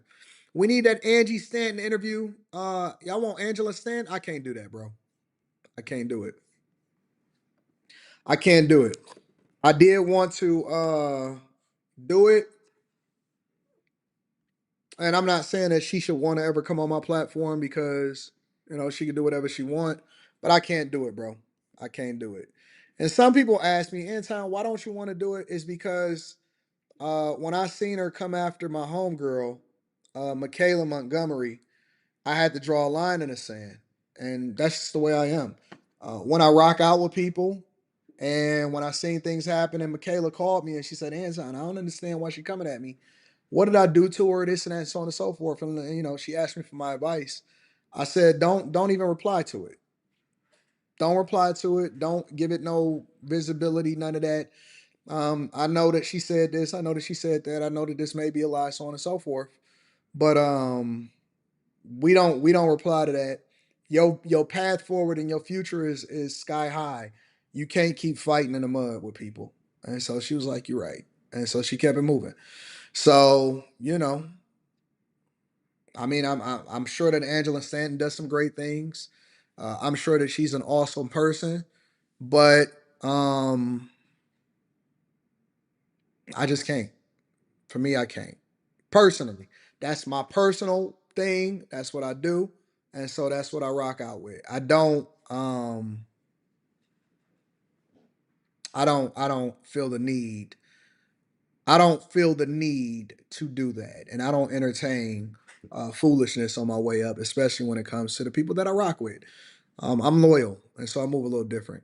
So shout out to Florida Panoramic. I rock with you. Love your show, man. Been watching since MTR reached out to you. You're a blessing. Shout out to Jock. I appreciate you also. All right, y'all. Let's continue on with the show. Make sure you hit a like for the algorithm. Subscribe to the channel and turn on your notifications. Let's get to it. Let's get to it. Hey, in 2025, we getting out of the mud. We've entertained that for long enough. We doing bigger and better things, and we moving on to greater things. We don't have time to get into that nonsense. We moving into a new phase of our life and a new phase of content creation. We leave that for them, and we gonna focus on what we gonna do over here. All right. Let's continue on with the show. What we got next? So we did Byron Donalds. Oh, let's talk about the migrant crisis. All right. So we just gonna spend about 10, 15 minutes on this. I want to give y'all an update on what's happening throughout these different cities. First, not only is the migrant crisis in this violent Venezuelan gang, which is called Tren de Aragua. I think I'm saying it the correct way. Correct me if I'm wrong inside of the chat.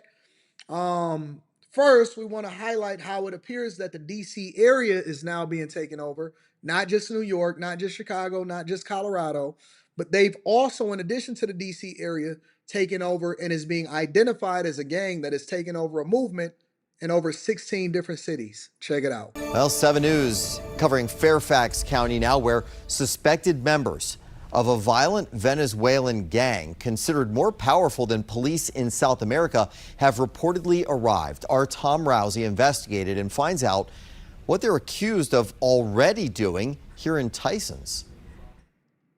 Back in summer 2023, 3 men allegedly came here to the Tysons Galleria and committed grand larceny by stealing from some of the high-end stores. Now, that wouldn't normally make the news, but it is now making the news because of what we've recently learned about those 3 suspects and their alleged ties to a violent Venezuelan gang. According to court records, these 3 men in their 20s came down from New York and were captured by Fairfax County Police with $9,000 of stolen merchandise in their car. Court records list a witness. They all got white beaters and t-shirts on too. I wonder if they're wearing black Air Force Ones. $1,000 of stolen merchandise in their car. Court records list a witness at the Neiman Marcus at the Tysons Galleria, as well as another witness at the Gucci store at that same high-end mall. Sounds like they know they did the difference between the ones that they should get and they shouldn't get. They just learn it from us. And then they bring in their culture over here, and now they infiltrated and they let all of their jails out over in Venezuela. And Trump was absolutely right. And now what they're doing is they're overwhelming authorities over here in the United States of America in areas where they shouldn't be in the first place. Those witnesses were there as the men allegedly committed grand larceny. Tuesday, Fairfax County Police Chief Kevin Davis said on 7 News the men have suspected ties to a violent Venezuelan gang named TDA for Tren de Aragua. They weren't necessarily committing traditional gang-related crimes, extortion, Not aggravated yet. assault, robberies, but they were stealing.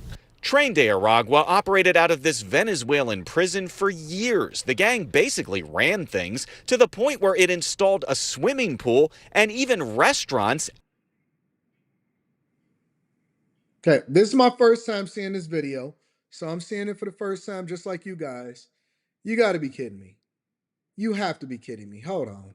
Ran things to the point where it installed a swimming pool and even restaurants at the prison. The gang is considered more powerful than police in Venezuela, and it has made its way to the United States, where alleged members have committed violence, such as shooting at police officers in New York City. What? No wonder they let them all out of prison. So far in our area, We're not seeing any violence associated with them yet. We want to keep it that way. this week, the New York Post reported it had obtained a memo that specifically warns police in Virginia that the gang has come there and also has members living in D.C. The memo says the gang was allegedly connected to immigrants exploited into forced labor in, quote, Northwest Virginia. Now, as for the 3 suspected of stealing in Fairfax County, court records show all 3 had previous charges in New York, and all 3 were released in Virginia and then either didn't show up to court or violated pretrial release terms, and they are all listed as fugitives. I can't cross the street. Lord knows I can't jaywalk. I could probably jaywalk in my own city at this point. Man, look. I remember back when I was 21. I had got a warrant for my arrest on a suspended license. Man, the stuff that I had to go through in order to get myself, and I didn't even know that my license was suspended at the time, was insane. And that was 21, 22 years ago. But I'm telling you that I had some problems. And they had took my stuff. And I was like, man, well, how am I supposed to get around? Until I got that junk resolved. These people is moving from state to state, city to city, stealing, getting released, beating up police officers, all kind of stuff. But let's capitalize off of something that the New York Post said. They are allegedly now operating in well over 16 cities and continuing to mobilize. And we are following a breaking news alert this Sunday morning as it relates to Venezuelan gangs. It's probably not the first time you've heard about the concern as it relates to Venezuelan gangs and, of course, border security. We've heard about this as it relates to states like New York, also Texas, but we're finally hearing about it in the Sunshine State. Take a look at your screen. This coming in on X with Florida Republican Representative Bernie Jacques. He put out, "Today I sent a letter to our Florida Department of Law Enforcement Commissioner to ask about the steps Florida is taking to protect us from the violent Venezuelan gang." He goes on to say these thugs are allowed to enter our country by the Biden-Harris regime. Joining us live this morning to further discuss is none other than Florida Republican Representative Bernie Jacques. Bernie, good morning. A pleasure to have you join us on the show. Uh-oh. Black man, that's a Republican. Uh-oh. Sound the alarm. You know they don't like it when you Republican. You know you. All right, he don't get no support. You can forget it. Hey, notice how, I'm going to just say something about the culture. You know how the culture always say that they want representation? And then they say, well, how come we don't have more representation inside of this, inside of that? All right, you got more representation inside of the Republican Party, and you know what they call us? Sellouts. Janae, thanks for having me. So I know when you put this out on X, for many people, it was alarming because they're saying, okay, we've heard about this in Texas. We've heard about this in the Big Apple of New York City. We never thought we would hear about this in the Sunshine State of Florida. Let's go back in time. What brings us to this point? And of course, this concern that you have. Well, what brings us to this point, going back since 2021, when the Biden-Harris regime took over the White House, they've let the open borders become a thing. Not only the open borders, but government-sponsored flights into the interior of our country. And with those invasion-type policies, a lot of unsavory individuals were also let in, including violent thugs, gang members, particularly from this gang called Tren de Aragua, TDA for short. And so what spurred my action to send this letter to our great Commissioner of Florida Department of Law Enforcement is the memo, the internal memo from the Department of Homeland Security that is now public, saying that this gang has a foothold in 16 states across our nation. And so I made sure to reach out to see what Florida is doing to make sure that we are being proactive to continue to secure our state as we've done for many years now. You know how hard it is to get people to show up for something that's positive, and these people are able to mobilize in 16 states? You know how difficult it is to actually get people to do something that's productive all together? It's very difficult. You know what you got to do? You got to bring out Beyonce, or you got to bring out Kelly Rowland or Usher in order to get people to mobilize and get people to follow up and show up. It is, or you got to get Keith Lee to go to the restaurant. Other than that, it's very difficult. And these people have set up shop in over 16 states throughout this one administration. Didn't even exist here in the United States of America prior to 2020. Not in a set up shop in 16 states. Absolutely. And when people think about why this is so important, they might think to recent court cases where you have illegal immigrants who are accused of raping women in broad daylight in parks. You think of drug smuggling, all of these different things. And from what you're saying, you're trying to keep that from happening here in Florida. Absolutely. Florida has led the nation when it comes to cracking down on illegal immigration. We've led the nation and making sure that folks know we are a law and order state. And that's something we're going to continue to right. Or a Diddy party. Everybody wanted to go to a Diddy party. Now I don't want to go to the Diddy party. Okay. But we cannot rest on our laurels. We must always be proactive and to look at every potential gap that may exist in order to continue to keep our state safe. Speaking of law and order, Bernie, this is going to take a community effort. I know you always share, if you see something, say something. Is there an anonymous way that community members can do so? Because as you can imagine, this is very concerning. And for some people, this is a scary time, and they want to be able to report something they see in an anonymous way so that retaliation doesn't potentially happen. When did we start becoming risk averse when it came to holding the people that's doing the worst things in our communities accountable? No. I want you to know that I'm going to call the police on you. As a matter of fact, the first thing that I'm going to say when I see somebody doing something that they're not supposed to do, hey, call the police, man. Hey, I'm calling the police. Hey, bro, call the police, bro. We not having this. I want you to know. I want you to know that I'm going to call the police because you are doing something. Oh, man, I can't believe you telling. Yep. You're not going to be over here. And I'm going to give you an explanation. You're not going to be over here ruining the property values, bro. Hey, man, I got a daughter. What you doing over there? Hey, call the police. Why would I be trying to be anonymous? I want you to know that when you come to this block, the police is getting called. When you come to this neighborhood, the police is, hey, you're not supposed to be over here. Hey, what's going on? I walked in my building the other day. I thought I seen somebody dusty. When I walked in my building the other day, I thought I seen somebody dusty. I started talking to the concierge. I said, hey, what's going on right here? He said, oh, they just walked in. They just walked in because they was walking down and they never been in here before. So they was asking because they said that they never seen this building before. I said, okay, all right. I need an explanation. I want to know what's going on. Let's make sure that they don't get through. They're not asking for a tour, are they? He said, no. He started laughing. He said, no, they're not asking for a tour. Okay. No, nothing dusty. No pants sagging.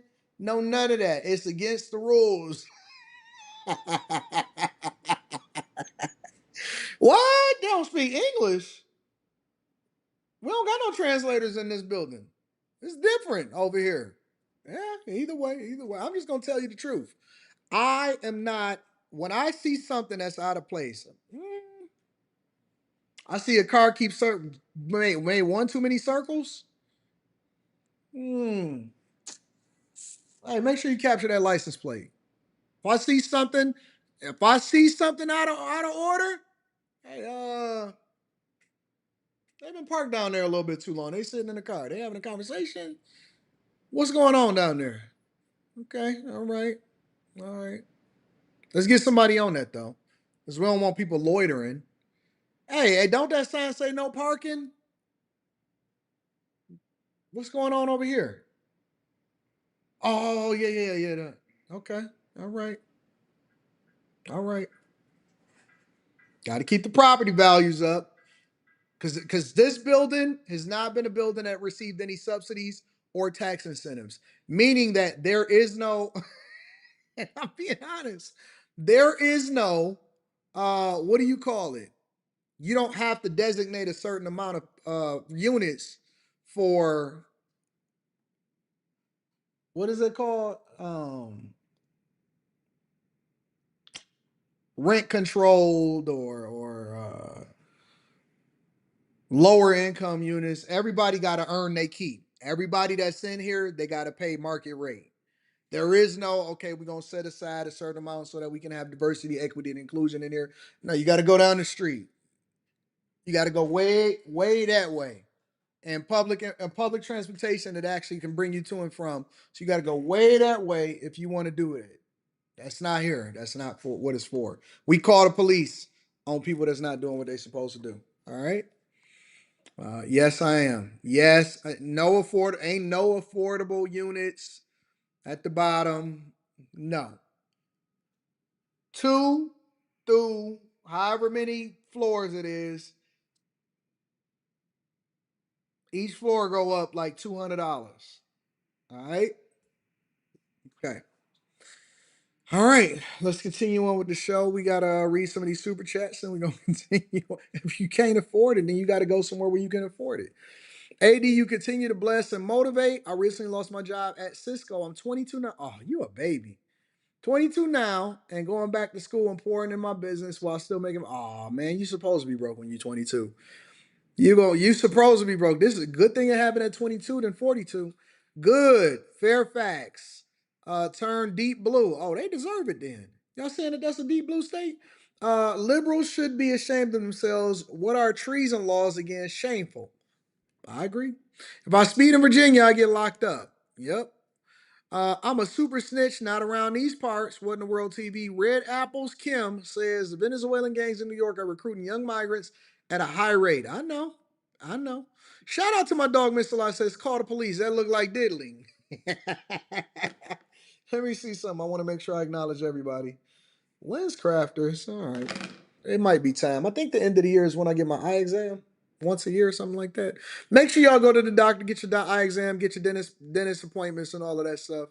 You got to make sure that your health is right. All right. Let's continue on with the show. So what we got going on next? Oh, whoa. I want to talk about this. So staying on the same subject, it's funny because Rita recently went to New Mexico. So Rita's on a journey to travel all of 50 states and across the world. I've never actually visited New Mexico, but I didn't realize that New Mexico was actually blue and their governor was a Democrat. I didn't realize that. New Mexico was one of the few states in the United States of America that actually swung in the favor of Kamala Harris. Yeah. California, New York, New Mexico, DC, all of those places they went Kamala. And New Mexico, right? And so New Mexico's governor recently appeared on MSNBC to denounce Trump's deportation methods. Check it out. Today, the Washington Post is hosting its third annual Global Women's Summit.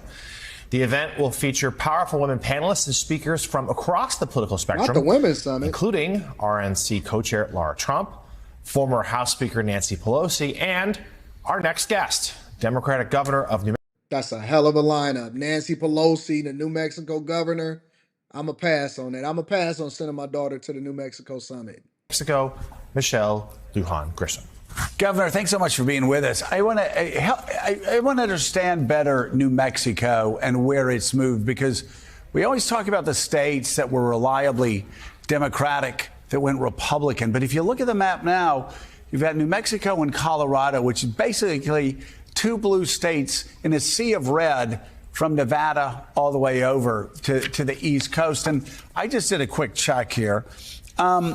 Republicans won, and of course, Pete Domenici, a Senate legend from New Mexico. And New Mexico always elected Republicans. Republican presidential candidates won 68, 72, 76, 80, 84, 88. George W. Bush even won in 2004.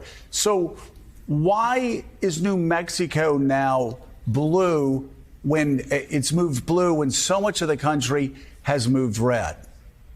Well, I think a couple of reasons. One, New Mexico is a state that is clearly not interested in extreme positions. And the Republican Party today isn't moderate, isn't focused on the middle, isn't focused on working class Americans, even if folks voted assuming that they would support that agenda.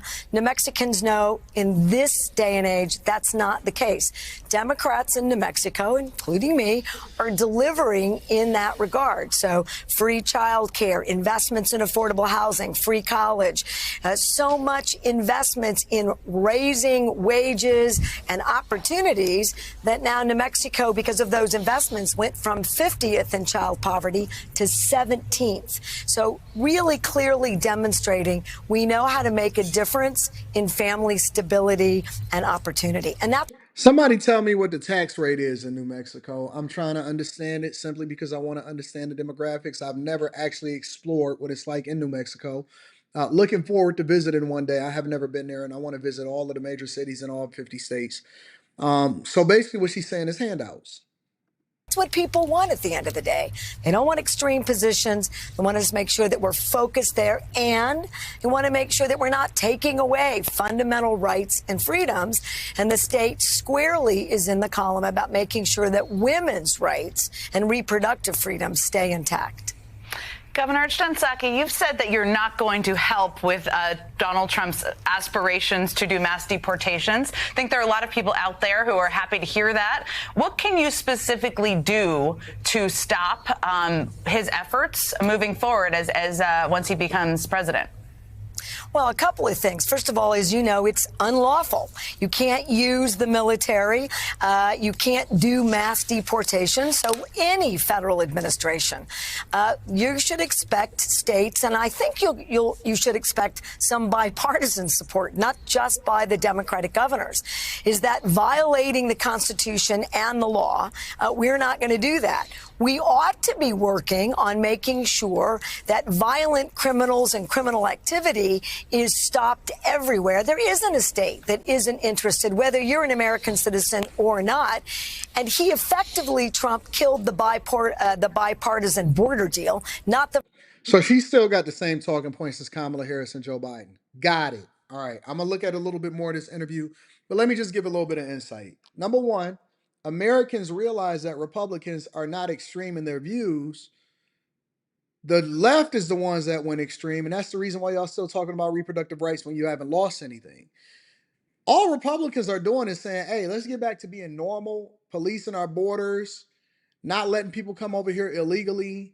Reproductive rights is not necessarily a right. However, you're using it as a form of contraception of eliminating babies and championing that. We don't want higher taxes. We want lower taxes. And we want to deliver on what traditional family used to look like. I don't know where any, and correct me if I'm wrong. I'm just curious. I want anybody inside of the chat, somebody, anybody, and you know the chat is my co-host. Anybody inside of the chat, y'all tell me what extreme view are Republicans espousing at this point. I'll wait. What extreme view is Republicans trying to implement right now? And please don't give me no mythical nonsense. Give me something for real. What extreme view are Republicans trying to communicate to the people that is so outrageous? If you come over here illegally, you shouldn't be here illegally, and you need to get out. If you break the law, you need to get out. I'm not really sure because, again, I went through a whole list and I did a live stream of this. I went through a whole list of the different values to see if it was anything that I actually align with Democrats, the current Democratic Party. And I don't really know of anything. I mean, I don't understand why we can't say that you're a biological male, you're a biological woman, you should not be using a women's bathroom if you was born as a man. That is crazy to me.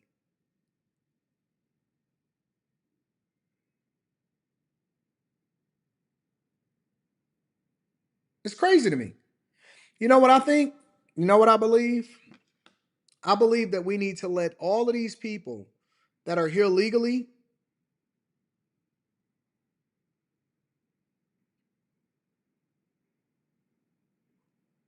I think we need to let them go to New Mexico. Every state that stayed blue outside of Chicago, and the only reason I say outside of Chicago, Illinois, but outside of Chicago is because I support Chicago Red over there in Chicago. I love them. I love them. I like Danny. I like all of those people that's rocking out over there. I've had them on my platform. Hopefully I can get them on there this week to give me an update of what's happening on the ground. I absolutely, shout out to my girl Mika. I absolutely want for Chicago to flip red. And so the way we got to do that is we got to continue to hold this mayor and these legislators accountable, including J.B. Pritzker. However, all of the rest of these blue states and blue cities, I think that we should overwhelm them and make sure we ship all of the illegal migrants over there and see how they can handle it. The first time that he's done that. We need more agents. We need more collective effort so that we're bringing border security and holding people accountable where they are. Disrupting family status and the economy, inhumane, cruel, unfair, discriminate policies that, again, are illegal on their face. We are not going to cooperate in any way in that effort. And I believe that all of these, and let me add something else into this. I also believe that all of these blue cities should also forego federal funding if they don't comply to the federal government's mandate, according to how we need to be operating and protecting our borders and the laws that's on the books already. If they don't abide by the law, I believe that these cities and these states that turn blue and say that we are not going to work with the federal government, I think that the federal government shouldn't work with them. Leave them to themselves. Chicago has already said that they're not interested in working with the Trump administration and doing the right thing. New Mexico's governor is now drawing a line in the sand and saying that we're not going to comply. So at some point, you got to give them over to themselves and stop holding their hand and stop protecting them against the thing that us and people with logical sense are saying makes the most sense for us. Okay, well, then that means that you don't want federal funding. You want to close yourself off. Why do we continue to support these people if they're not supporting us? If they continue to advocate for the things that's worse for the United States of America, why should they receive? What? Because remember, federal funding comes from us, all of us.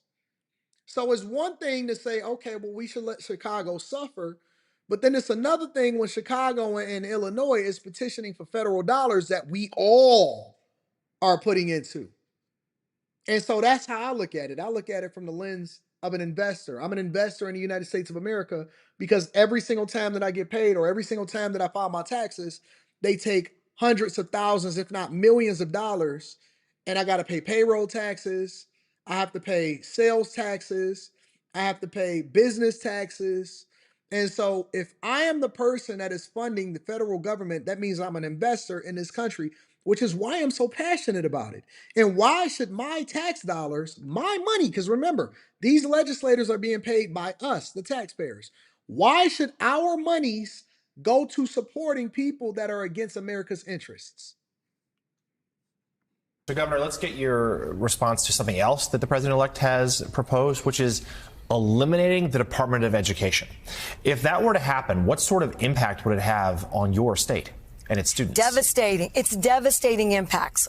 New Mexico has a much higher per capita average of kiddos who need special education interventions and supports. So y'all room 9. So everybody in New Mexico is room 9? Is that just a mad gene pool or what? Don't worry about it. We'll get there. This notion that we aren't going to fund that we're going to go just to vouchers, that we aren't going to make sure that there's really equality inside a school system. Look, my sister in the 60s was one of the very first special education students in the state of New Mexico, and I would argue probably anywhere in the country. And we've come a long way, but we need to do much better. And a lot of that is related to not having enough maternal and prenatal care, not early interventions. We are shifting that dynamic, as I talked about earlier. Not having billions of dollars and an accountability metrics is devastating. And that's just on the special education side. We're a majority state, not doing and that's the problem. Investments for Hispanic students and Native American students is tragic, and we are finally moving the needle by reintroducing the science of reading, and we're seeing dramatic increases in our literacy scores. They want to abandon all of it. It will have devastating both financial and school access components, including transportation for New Mexico kids. And again, we will fight it. We will also put our own investments. If that occurs, we aren't going to let kiddos fall further behind anywhere. And we will do that as a collective in the Southwest. So that is New Mexico Governor Michelle Lujan Grisham joining the Morning Joe on MSNBC. We like to source our information from everywhere. We don't want to live in an echo chamber. So that is her. Let me give her a round of applause. She drew her line in the sand, and so we support people drawing a line in the sand because that lets you know where they are and how we should treat them. Let me read a couple of super chats, and then we're going to move over to the next part of the show. Tow truck companies used to pay homeless people to call them when folks parked illegally. Response in 5 minutes or less, car is gone. That is a great idea. Anton calling the police on me, and I ain't did nothing. Well, if you ain't did nothing, you ain't got nothing to worry about. We're going to investigate anyway. Come check out Devastator. Check out Devastator and let him know if he's supposed to be in the building. Bernie's book tour in the building says, Anton, are you going to hire Alderwoman Jamisha? I think she'll be Republican by January 20th. As a content creator, yeah. Sure, why not? I think that she's good for the platform. Traditional at Heart says, I did my due diligence to try and turn New Mexico red. She sucks and I did not vote for her. Okay, I like that. Traditional at Heart, I like that. Mika says, mass deportation, not illegal. Well, Barack, 6 million, 6 M's. Shout out to my girl Mika. I'm going to get Mika to move to Detroit one day, or at least have a second place here. New Mexico just wants Trump to be a sugar daddy. Hey, baby. Don't they all? They want us all to be sugar daddies. Howie Brown says students got real stupid after the Department of Education was implemented. Yes, I see all of these kids, they keep banging their heads against the... Keep wearing helmets. Now everybody got ADHD. They can't focus no more. Everybody needs a therapist. I tell you what, the therapy movement is booming. The therapy movement is booming. Dewana, you live in that area? All right, I'm going to come and visit y'all. I'm going to see what's happening. I'm going to do a small talk in New Mexico and see what's happening in these streets. You know what I'm saying? All right. But in the meantime, we got to continue on with the show. We have to continue on with the show. All right? I just want to spend 10 minutes on this because every day I get content from Chicago. I do. Now, I was going to label this stream. Hold on, let me write this down real quick because sometimes I get these good ideas and I don't always remember them. So I have so many different things that come through my head. I was going to label this stream Crook County. I was going to label this before I decided to actually make it a little bit more universal as far as different issues that's being dealt with across the United States of America. My initial thought was to label this show today as Crook County because I got so much content from Chicago. But instead, I decided to go ahead and go with a more migrant theme because that's something that's really being infiltrated inside the United States of America, deporting and all of that stuff, right? However, I said, let me pull one of my stories that you guys sent me from my email, and let's have a conversation about what's going on in Crook Cook County. That's what they calling it because they stealing people property, they're raising property taxes and all of that. Well, this is a video of an elected official in Cook County. Don't worry, Brandon Johnson, your time is coming soon. This is an elected official that was arrested on a DUI, but they made sure that they let you know that they're an elected official because they did not want to. Hold on, I got the wrong thing at the bottom. Let me make sure I get that right. Give me a second. There we go. Bam. They made sure that they let you know that they're an elected official. Check it out. Well, we're learning new details tonight about the drunk driving arrest of an elected official from Cook County 2 weeks ago as the Chicago Police Department releases the police body cam video. It's clear the politician wasn't shy about letting officers know who she is. How are you? How you doing? Are you all right? Do you need an ambulance or anything? Okay. Do you need an ambulance or anything? Let's walk to your car because I don't want you to get hit by a car, okay? The first responding officer found 45-year-old Board of Review Commissioner Samantha Steele outside her car in the middle of Ashland Avenue in Andersonville. Ain't it tripped out how you look a little different once you get a little makeup, you get a little sober, got your eyebrows arched, put some makeup on, get them lips going on. You know, I've been seeing a lot of women and drawing extra lip. They lip in here, and then they draw their lipstick all the way up here. And I'd be like, hey, where you get all them extra lips from?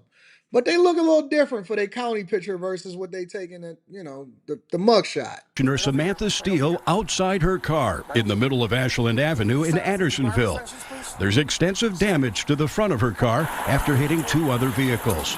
Steele initially refused to cooperate. I'm requesting your driver's license and your proof of insurance. I'm sure you can provide me with those 2 things while we're waiting for your attorney to show up. I'll wait for him. And that's when Steele referenced her political job. Okay, ma'am. Do you want me to handcuff you and arrest you? No. Because right now, at this point, you're refusing to provide me any. I am. You are. You realize that, right? Yes. I'm an elected official. You what? I don't want any of this.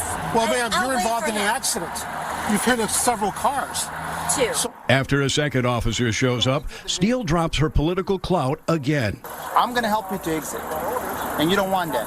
You don't want that. I do. I'm an elected official. I actually do. Elected official of what? Cook County. Cook County. You elected which office? What's your name? Well, she's clearly drunk and she's slurring her words, but she can't, listen, when you let that go, when you let that fly out your mouth, it's different nowadays. So, but wait a minute, back in the 90s and maybe even in the 2000s, maybe even the 2010s, you could have got away with that. You know what I'm saying? You could have let some fly. You know what? I'm an elected official, and that might have flown. But now that they got these body cams, and I will also tell you, and this is the thing that people are not paying attention to. Police officers in and around the Chicago area don't like legislators right now because they are not supportive of the police. And so when you burn too many bridges, they don't rock with you. Look, if I was on these platforms and I was like, you know what, I hate the police and burn the police and Black Lives Matters and defund the police, man, I wouldn't feel comfortable being out here in these streets on a regular basis as a public figure. You know why? Because regularly, and thankfully I'm authentically in favor of the police officers because I think that they are the ones that are truly on the front lines of most Americas. You call them first when you get into trouble. You don't call the military, you call the police, you call 911. I regularly get stopped or get pulled over or police officers see me or they see me walking in my building and stuff. They be like, what up, Anton? They give me love. They show me love. They stop. We kick it. I say, I appreciate you. I run into them at the Pistons games on a regular basis. I am friends with the protectors of the city, the ones that got the badges and the guns. They are the coolest group of people. Man, let me give a shout out to the Detroit police. Let me give y'all a round of applause. And I also want to give a shout out to the Oakland County and the Wayne County sheriffs. I got some friends and families. I got some cards of people. They said, Anton, if you ever get into a situation, call this. And yeah, I got a bunch of little cards right here with the people. I'm not going to show you who my contacts are. I got a lot of them over here too. I said, Anton, if you ever get into a situation, call me. Let's fix this. There ain't no reason in the world that anybody should be giving you no problems. And so you show them love, they show you love. But y'all been against the police in Illinois.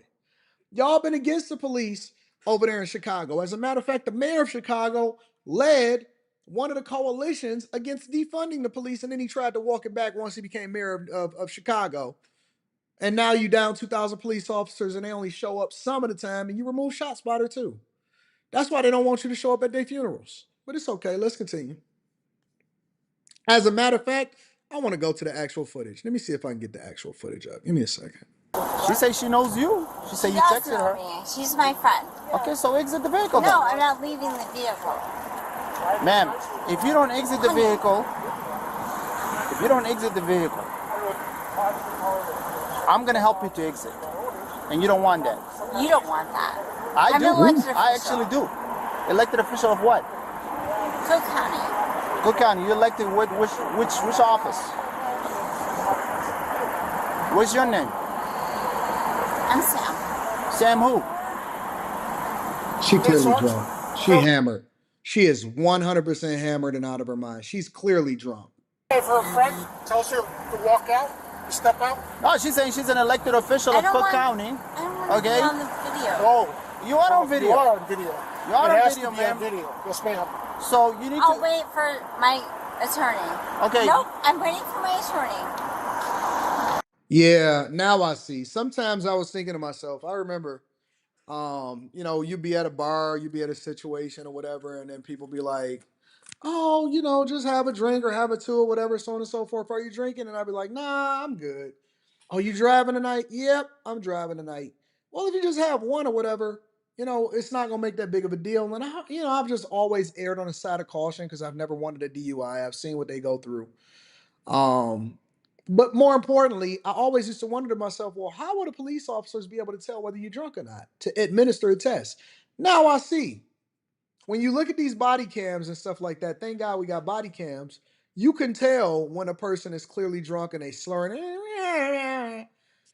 And it's so dumb because nowadays you don't even have to worry about not catching a cab. I remember back in the day, we didn't have the ability to catch cabs in rural areas and stuff like that because they didn't service that area. It's not like New York. Nowadays, you can call an Uber from anywhere. If you know that you're going out to drive, or you going out to drink, or you're going out to have a good time, why even take your car in the first place? Put yourself at a disadvantage to have to force yourself to call an Uber or call a Lyft or take a cab. Instead, you put your whole reputation, you put your whole life on the line, you put your job on the line, you ruin your reputation, and now you look stupid. You're trying to pull rank and use clout because you're inebriated and you out here looking like a dummy. Somebody said cops are the biggest drunk drivers. Don't got nothing to do with me. Don't got nothing to do with me. I'm not going to even take my car if I'm going out somewhere where I know I might drink. You know why? Because now I'm just going to put myself in a position where I have to catch an Uber. I have to catch an Uber. You can't convince me that I'm going to drive. It's not even that big of a deal. It's just Ubers ain't even that expensive no more. So she's not exiting. We're gonna have to make her exit, and she is not compliant right now, as you can see. Does she? And she says she's an elected official of something we don't even know. Does she need to be compliant at this moment? Of course she does. She Well, I mean, can she wait? Can she wait for her attorney? No. Well, regardless of She the was attorney being here involved or in an not, accident. you Okay. still have to conduct a field Even survival. if the attorney is here, there's nothing he's gonna tell her. She was involved in an accident, and we're doing our investigation. And now obviously she doesn't want to. Ma'am. Okay, here's the thing. You were involved in an accident, correct?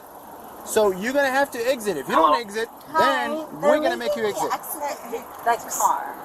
Can you give her a second? I think you should do that. For a second. That's all you have to do. That's the attorney. He told her you have to exit. I think that's Okay, he told you to exit.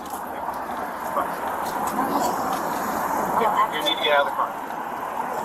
Yes, do that. That's all you got to do. And then Hey, on the low, being an elected official with an attorney on speed dial is kind of crazy to me. But most people don't just have an attorney on speed dial. I'll be there in 10 minutes. I'm waiting for him. Yeah, you gotta come out. You get out of the car. Exit. Okay, be careful with traffic. Okay, right here. Okay, right here. We don't want you to go out, get involved in accident. Okay. It's fine. Now you can hang up the phone, ma'am. No. We're still doing our My investigation. attorney. Okay. Now, tell your attorney, since he's on the phone, are you going to do field sobriety tests or no? No. Okay. No, Are you being arrested? You say no. I was waiting for that. I was waiting for that. We were waiting for that. Because she just refused. I asked her to do field sobriety tests and she refused.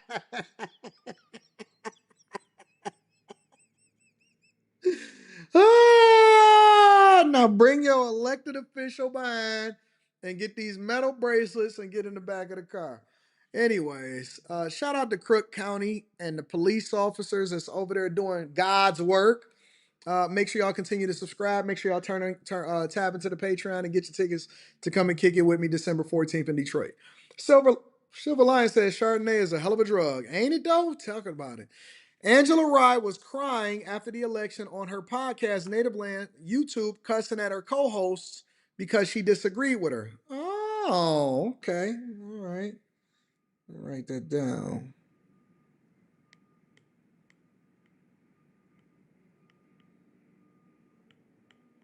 What's up with these trash podcast names?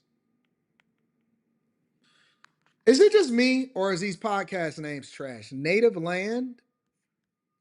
That's the name of the podcast. It's called Native Land. Adios, illegal. Shout out to John LDC. I'm going to go and check it out and see if it's anything worth looking at. Let me look at this really quickly. Just want to make sure that we all settled and that we all in the same space. Chris James with the 100 ball on Cash App.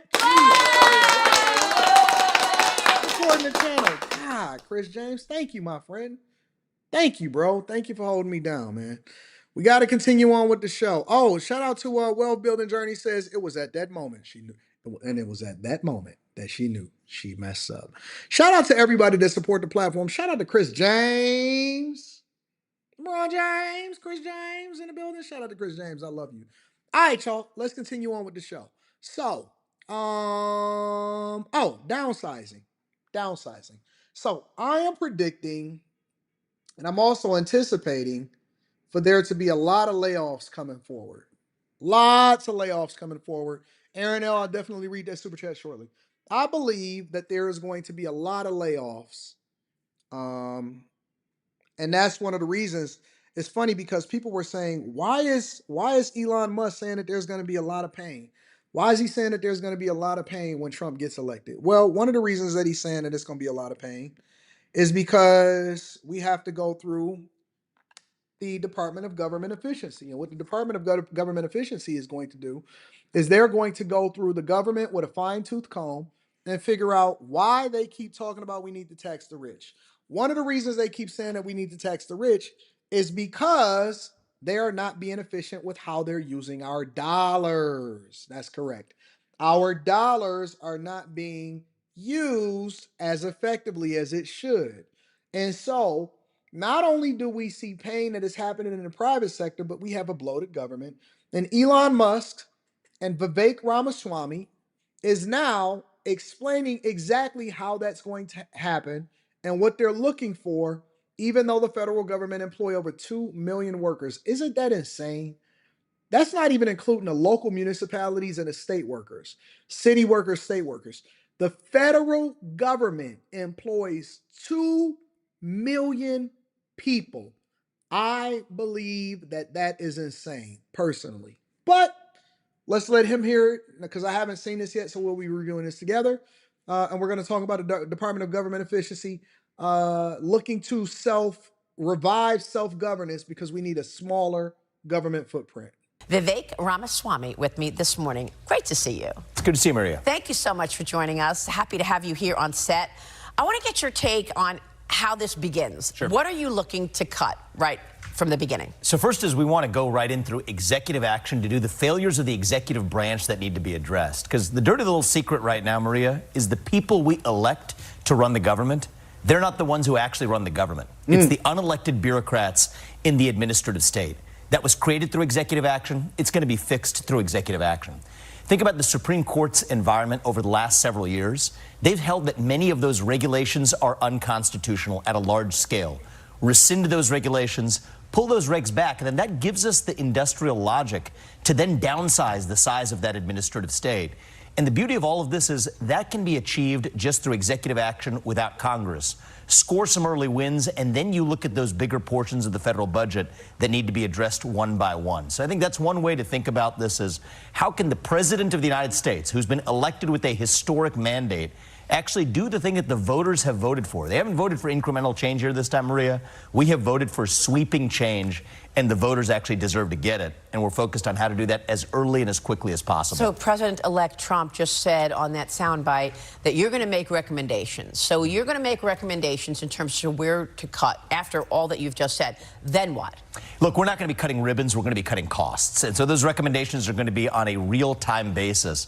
But I do want to take a big step back and understand, for people to understand the scope of this problem. Over $500 billion in the first place. The Pentagon has just failed its 7th consecutive audit. Nearly $1 trillion of budget. They can't even tell you where it goes. That's a problem. The Pentagon has over $1 trillion that they can't tell you where it goes. You're telling me, because listen, Biden implemented, he hired 80,000 IRS agents. They budgeted for the IRS to have 80,000 new workers to go after you. If you have more than $600 inside of your Cash App account or your PayPal account or your Venmo, they want they cut.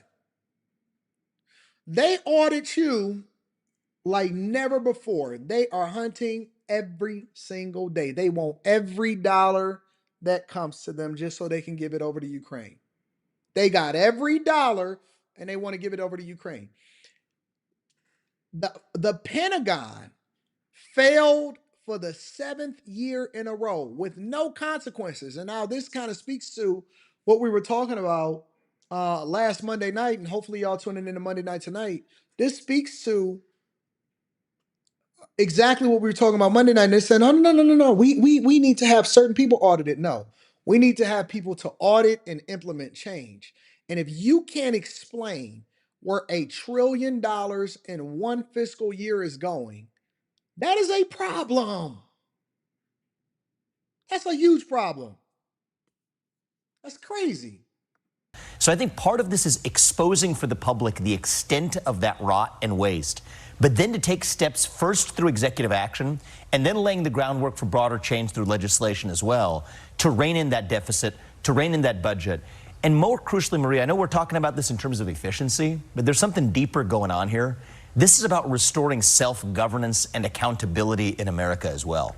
Elected leaders, if they make the wrong decisions, voters have a great choice. You can vote them out and remove them. Most of the people making these decisions, from healthcare to the Department of Defense, are failing on effectiveness because they have no accountability. U.S. closed fiscal year 24 with a $1.8 trillion budget deficit. Somebody in the chat said, I still don't understand why we're in the Ukraine war. You don't get it? You don't understand how profitable it is for somebody to be able to be inside a war? Do you understand how profitable war is? I keep trying to tell people that the Democratic Party is for the rich and they're warmongers. It pays to be in certain industries and be in a war. Historically, it's been the view of many scholars to say that those people could not even be fired. Now we take a different view with the environment the Supreme Court has given us in recent years, and we're going to use that in a pretty extensive way, Maria, to move quickly. You're going to have pushback, not just from the left. You may have pushback from those very people who are running those departments, running those agencies. They want as many people as they want in there. You're going to want to fire people. Yeah. So how are you going to deal with that? You're also perhaps looking at pushback from Congress. How are you going to deal with Congress? How are you going to deal with actually... And I don't understand why Congress will push back unless they're a part of it, which is one of the reasons why you got to drain the swamp. Having Congress need to change the law. Well, look, the beauty of this is I think we have a lot of allies in Congress who have their heart in the right place. But what we've learned is over the last 40 years, even conservatives, we've talked a big game for 40 years about cutting the federal government, about reducing the scope of the federal government. Politicians haven't been able to do it. And so Elon and I, we're not politicians. We're businessmen. We're coming at it from the outside. Sometimes if you go inside, you become native to the system. So President Trump, I applaud him for his creativity and his open-mindedness to setting this up for success in a way that hasn't happened before. But I come back to the principle. In the early months, score quick wins through executive action, show what can be done then, and then I think we will lay the groundwork for Congress to have to take meaningful steps in budget reductions for the future. A lot of these discussions we have are theoretical. I have to cut different entitlement programs or whatever. Let's start with the fact that there is massive waste, fraud, and abuse right now. Federal contractors are really exploiting the federal government. You could take haircuts across the board, and they would be no worse off for it. And it's not just about cutting cost, but increasing effectiveness from defense to healthcare. A lot of that is a failure of the administrative state itself, Maria, that rests under the executive branch. And I'm optimistic. It's part of why we've set an end date on this. Our work is done by July 4th, 2026. Unlike every other government project, we don't want this one to last. We want to go in, fix the problem, dissolve, and move on, and set an example for how our federal government should run. The problem is, A, transparency. We don't have any transparency as to where our federal dollars are going. That's number one. Because if we were transparent, then people could hold them accountable. But if ain't nobody actually asking no questions as to where the dollars is going, then it's just make sure that we blow up the budget. And then B, I was explaining this last week, that most of the time, once you get a budget, they give you a mandate to spend as much as you possibly can so that you can justify that you need the money for the next fiscal year instead of creating efficiencies within the companies themselves. And the government is the worst at this. They give them a budget, and a lot of the times these contractors, as a matter of fact, I'll do you one better. A lot of people not even familiar with this, but I'm gonna break it down. We don't even have to go to this. We just gonna break it down from this perspective, all right? Here's what I've seen. You know what I've seen the latest hustle be? You know what I've seen the latest hustle become? Similar to trucking, similar to buying a box truck, similar to real estate. Over the years, I've seen so many different plays. And you know what the biggest play is that nobody is having a conversation about? Government contracts. Government contracts. That is one of the biggest plays. I've seen people come and go. Oh man, this new real estate hustle. Oh man, this new PPP hustle. Oh man, make sure you get in the truck and buy a box truck, whatever. They don't understand it. Now, where did it go? Ain't no more real estate hustlers because the interest rates went up and don't nobody know what to do.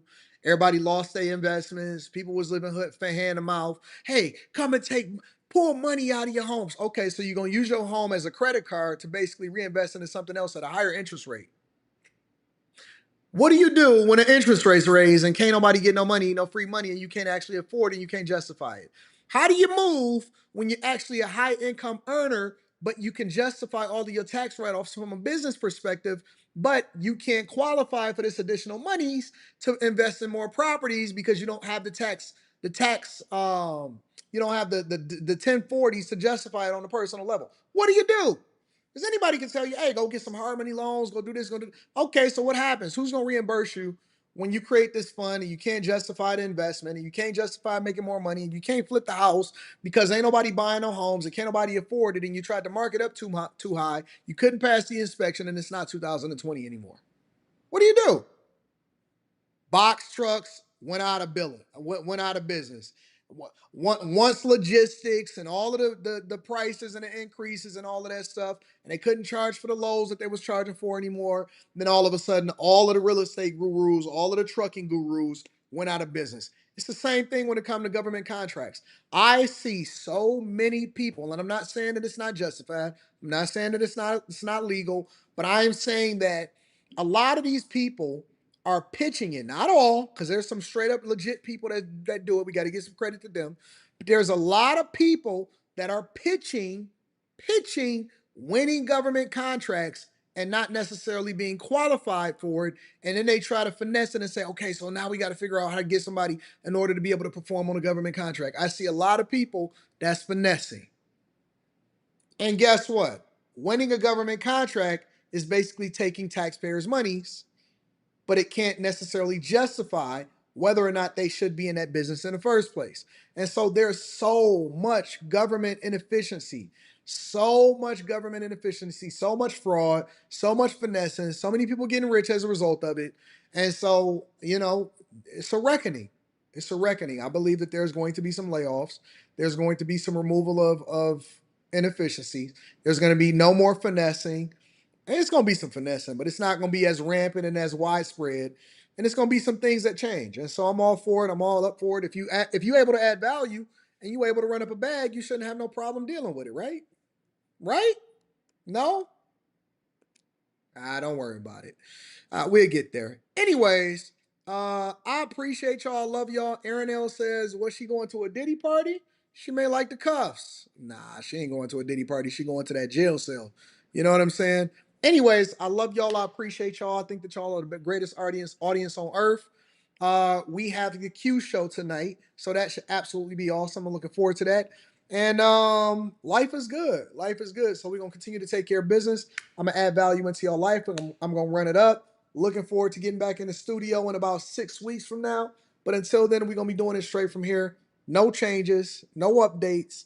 Everything is just running it up, getting to the bag. Make sure y'all tap into the Patreon. Link is in the description. Also, Tiege Hanley, 40% off your first order, 20% off for life.